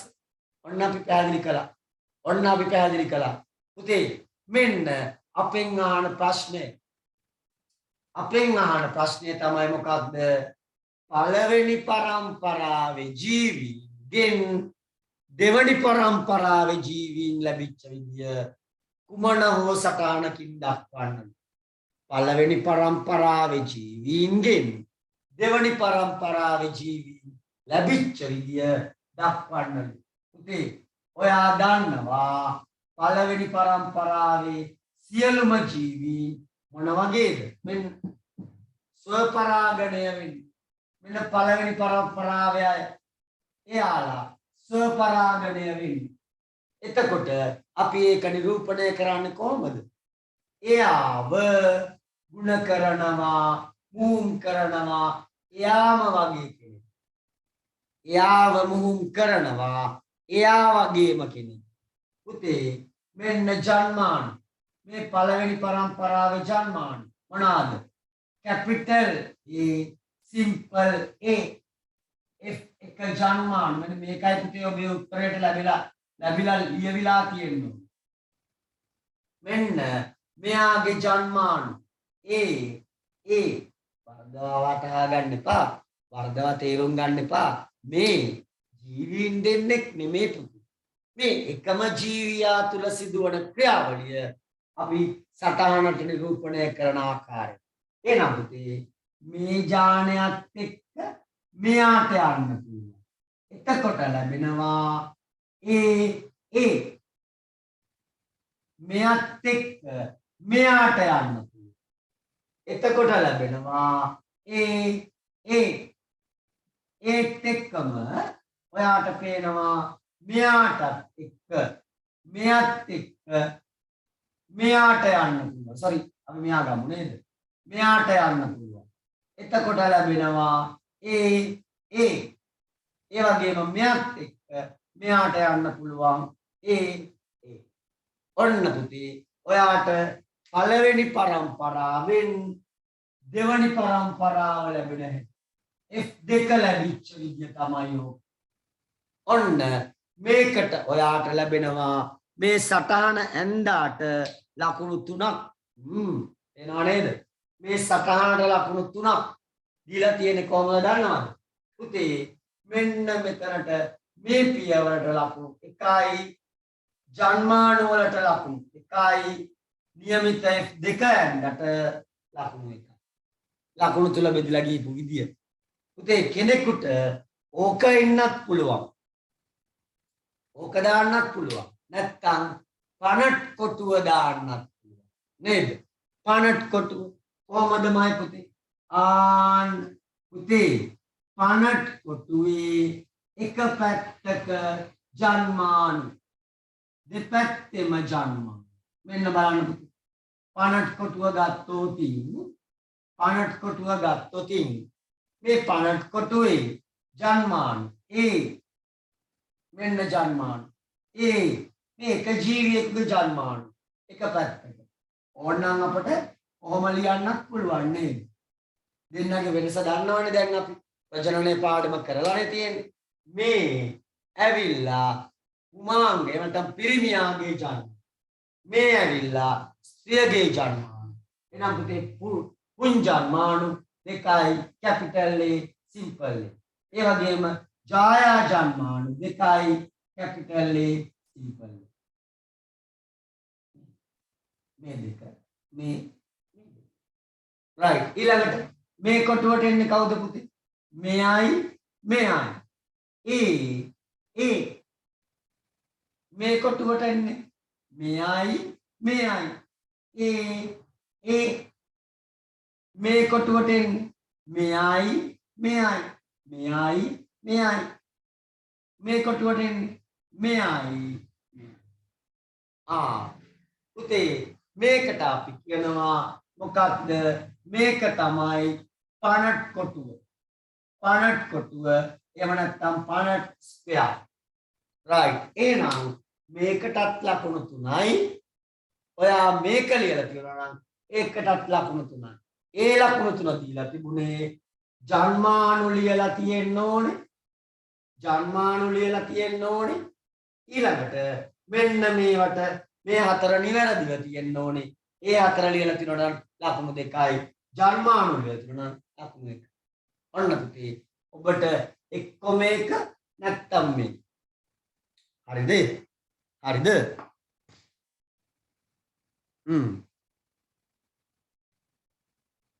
පස්වෙනි කොටස ඔව් පුතේ පහයි තියට ඉවරයි හොඳයි පස්වෙනි කොටස එනවා බීජවල වර්ණය සලකා සමයුග්මක ශාකවල විෂම යුග්මක ශාකවල ප්‍රවේණී දර්ශ ලියන්න ඔව් පුතේ පොඩි අවුලක් තියෙනව නේද පුතේ හැබැයි බීජවල වර්ණය ඔව් පුතේ බීජවල වර්ණය සලකා සමයුග්මක ශාකවල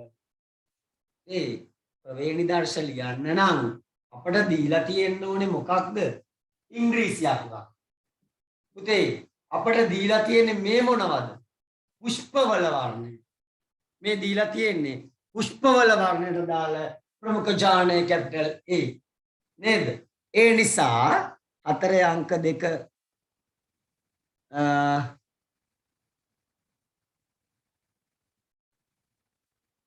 හරි ඔව් නේද පුතේ ඔව් හරි පුතේ හරි thank you කිව්වට පුතේ ඔව් එහෙනම් බීජවල වර්ණය සලකා මොකක්ද කරන්න වෙන්නේ ඔව් අපිට කියනවා සමයුග්මක ඔව් එතන පොඩි ප්‍රශ්නේ පොඩි අවුලක් තියෙනවා හොඳ පුතේ අංක 2 ප්‍රතිඵලය සඳහා උචිත සටහනක් ඉදිරිපත් කරන්න ඒකේ තියෙන්නේ ධම් වර්ණය සඳහා වග කියන ජානය ඒ ලෙස යොදා ගන්න නේ එතකොට කියන්නේ බීජවල වර්ණය කහ කොළ ඒකේ ධම් කියන කතාවක් ඇත්තේ නැහැ නේද ඔව් එයාලට තපලිලා අපි පුතේ මෙහෙම හිතමු. අපි මෙහෙම ගමුකෝ. උන්ට මොකන හොඳ නම් අපිට මොකෝ නේ? අපිත් ගන්නවා බීජවල වර්ණය දම් වලට කහ වලට ඔව් මෙයාට කොළ වලට සිම්පල්ලි. එහෙම ගමුකෝ. එතකොට පුතේ සමයුග්මක. පුතේ සමයුග්මක කියන්නේ යම් ලක්ෂණයක් සඳහා වග කියන ජාන දෙකම සමානයි නම් අන්න සමයුග්ම. යම් ලක්ෂණයක් සඳහා වග කියන ජාන දෙකම සමානයි නම් අපි කියනවා සමයුග්ම. එහෙනම් පුතේ මෙන්න මෙයා සමයුග්මක නේද? Capital A සමයුග්මක. ඔව් මෙන්න අනිත් එක්කෙනා සිම්පල් A සමයුග්මක. එහෙනම් පුතේ බීජවල වර්ණය සඳහා සමයුග්මක ශාකවල ඔයාගේ අතින් ලියවෙන්න ඕනේ මේ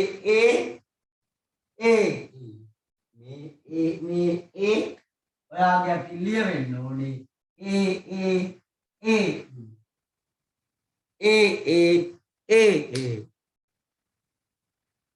කමන්නේ පුතේ වෙන ඉංග්‍රීසි අකුරු දෙකක් ගත්තා නම් ඔයා එතන ලියන්න.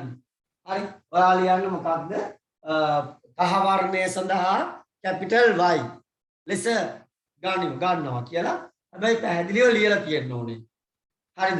එහෙනම් පුතේ සමයුග්මක තර විෂම යුග්මක කියන්නේ මේ විෂම කැපිටල් A සිම්පල්.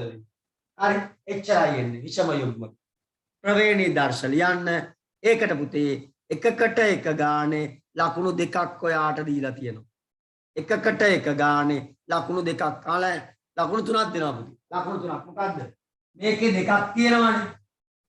මේකේ දෙකයි එකට එකයි.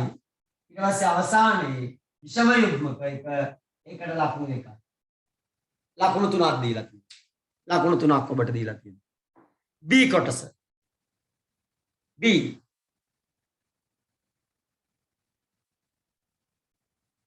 B කොටස අපිට කියනවා DNA අණුවක අඩංගු මූලද්‍රව්‍ය 5. ඔන්න පුතේ DNA අණුවක අඩංගු මූලද්‍රව්‍ය 5 කිව්වාම මෙන්න DNA වල කුඩාම එකක මෙයා ඇවිල්ලා නියුක්ලියෝටයිඩ්. DNA වල කුඩාම එකක තමයි නියුක්ලියෝටයිඩ්. එතකොට මෙතනින් ඔයාලට උත්තරේ ගන්න පුළුවන්. කොහමද? පුතේ මෙතන තියෙනවා පෙන්ටෝසීනි. සීනි කියන්නේ කාබෝහයිඩ්‍රේට්. එහෙනම් පුතේ කාබෝහයිඩ්‍රේට් වල ඔයා දන්නවා ප්‍රධාන මූලද්‍රව්‍ය තුනයි CHO නේද? ඊට අමතරව මෙයාට සම්බන්ධයි ෆොස්ෆේට්. එහෙනම් පුතේ අන්න P ෆොස්ෆරස්. මෙතන තියෙනවා නයිට්‍රජනීය බස්නයක් නයිට්‍රජන්. එහෙනම් චොන්ට් නියුක්ලියෝටයිඩ් වල චොන්ට් තියෙනවා CHONP. හරි අඩංගු මූලද්‍රව්‍ය 5 මෙන්න ලකුණු දෙකයි. එතන පැහැදිලිව ස්කීම් එකේ තියෙනවා සියල්ල නම් කිරීම සඳහා ලකුණු 5යි. 2 DNA අණුවක් හා ප්‍රෝටීනයක සංයුතිය වෙනස් වෙන ආකාරය. DNA අණුවක් සහ ප්‍රෝටීනයක සංයුතිය වෙනස් වෙන ආකාරය. ඉතින් මෙන්න DNA වල චොන්ට් තියෙනවා. මෙයාගේ C තියෙනවා, H තියෙනවා, O තියෙනවා, N තියෙනවා. ඊට අමතරව සල්ෆර් තියෙනවා. එහෙනම් පුතේ වෙනස මොකක්ද? මෙයාගේ ෆොස්ෆරස් ඇත, මෙයාගේ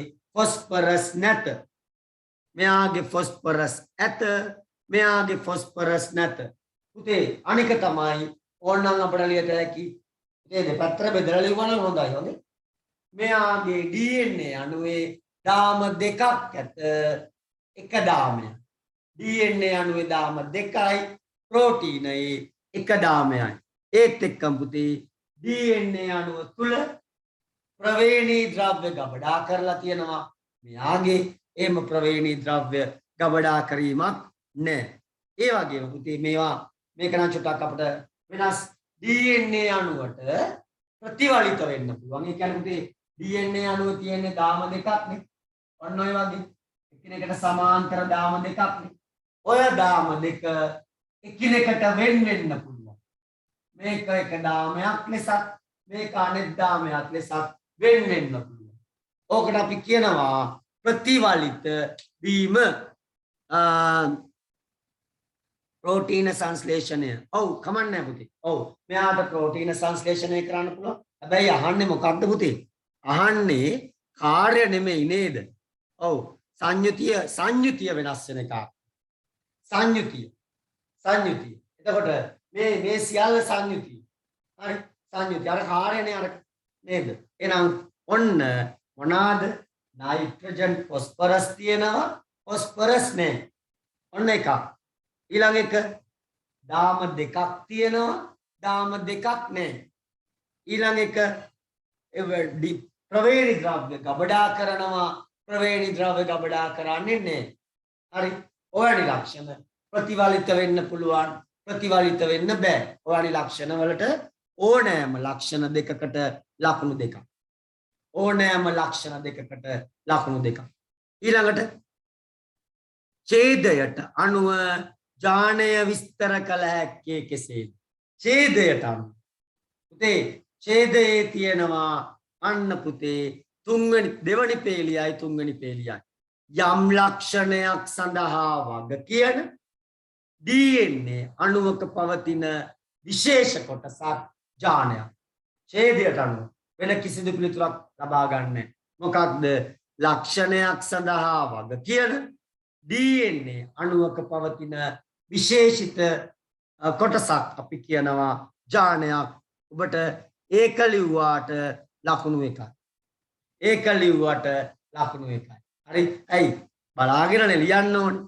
පුතේ ඊළඟට පුතේ හතරවෙනි එකේ මොකක්ද ඒක? ඔව් ප්‍රතිසංයෝජිත DNA තාක්ෂණ. ප්‍රතිසංයෝජිත කියන වචන ලියවෙන්න ඕනේ පුතේ. හරි? ප්‍රතිසංයෝජිත ජාන තාක්ෂණ. ප්‍රතිසංයෝජිත DNA තාක්ෂණ. උත්තරේ 4 වලට ඒකට ලකුණු 1යි. ඒකට ලකුණු 1යි. මෙම ක්‍රමය භාවිතා කරන එකිනෙකට වෙනස් ශාස්ත්‍ර වෛද්‍ය විද්‍යාවේදී යොදා ගන්නවා. කෘෂි කර්මාන්තයේදී යොදා ගන්නවා. ඒ වගේම ඔය කර්මාන්ත ශාස්ත්‍රය අධිකරණ වෛද්‍ය විද්‍යාව ඔය වගේ ඔබට ලියන්න පුළුවන්. කෘෂි කාර්මික ශාස්ත්‍රය, කාර්මික ශාස්ත්‍රය, වෛද්‍ය විද්‍යාව වගේ ශාස්ත්‍ර ඔයාට ලියන්න පුළුවන්. 2යි අහන්න. DNA හා ප්‍රෝටීන එතනට පුතේ ලකුණු 2යි. ලකුණු 2යි. DNA හා ප්‍රෝටීන හැරුණු විට ජෛවාණු දෙකක් නේද? අපි ජෛවාණු පහක් කතා කළානේ. කාබෝහයිඩ්‍රේට්, ප්‍රෝටීන්, ලිපිඩ නේද? නියුක්ලික් අම්ල 4ක් කතා කරානේ. ඔය දෙකෙන් අපිට කියනවා මොනවද? කාබෝහයිඩ්‍රේට් ලියන්න පුළුවන්, ලිපිඩ ලියන්න පුළුවන්. කාබෝහයිඩ්‍රේට් සහ ලිපිඩ ලකුණු 2යි. ලකුණු 2යි. RNA කියන එක ලියන්න පුළුවන් කියලා අපේ මාකින් ස්කීම් එකේ තියෙනවා. ලකුණු 2යි. හරි. බලන්න ලකුණු 20න් ඔයාට කීයක් හම්බුණාද කියලා. ඊළඟ බදාදා අපි කතා කරන්නේ එතන ඉඳන් 7-8 ප්‍රශ්න දෙක අපි ඊළඟ දවසේ කතා කරනවා. එතකොට මෙහෙම ගිහිල්ලා එනකොට අර ව්‍යුහගත රචනා ප්‍රශ්න ටික ඔයාට තනියම කරන්න හැකියාව ලැබෙවි. එහෙනම් මම පුතේ අපි B3ට මොකක්ද? B3ට ජානය විස්තර කරන්න පුතේ ඡේදයේ තියෙනවා යම් ලක්ෂණයක් සඳහා වග කියන DNA අණුවක පවතින විශේෂිත කොටස ජාන. හරිද? එහෙනම් අපි අදර නතර කරමු.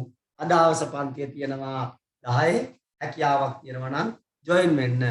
4 වලට හරි පුතේ අනිකට ලියු වෙන්න. හරි පුතේ හරි. සුබ දවසක්. ඒකට ලියු වෙන්න ඉස්කෝලේ යන්න ඕනේ. 4 සමයුග්මක ජාන. සමයුත්මක කියන්නේ capital A capital A simple A simple A.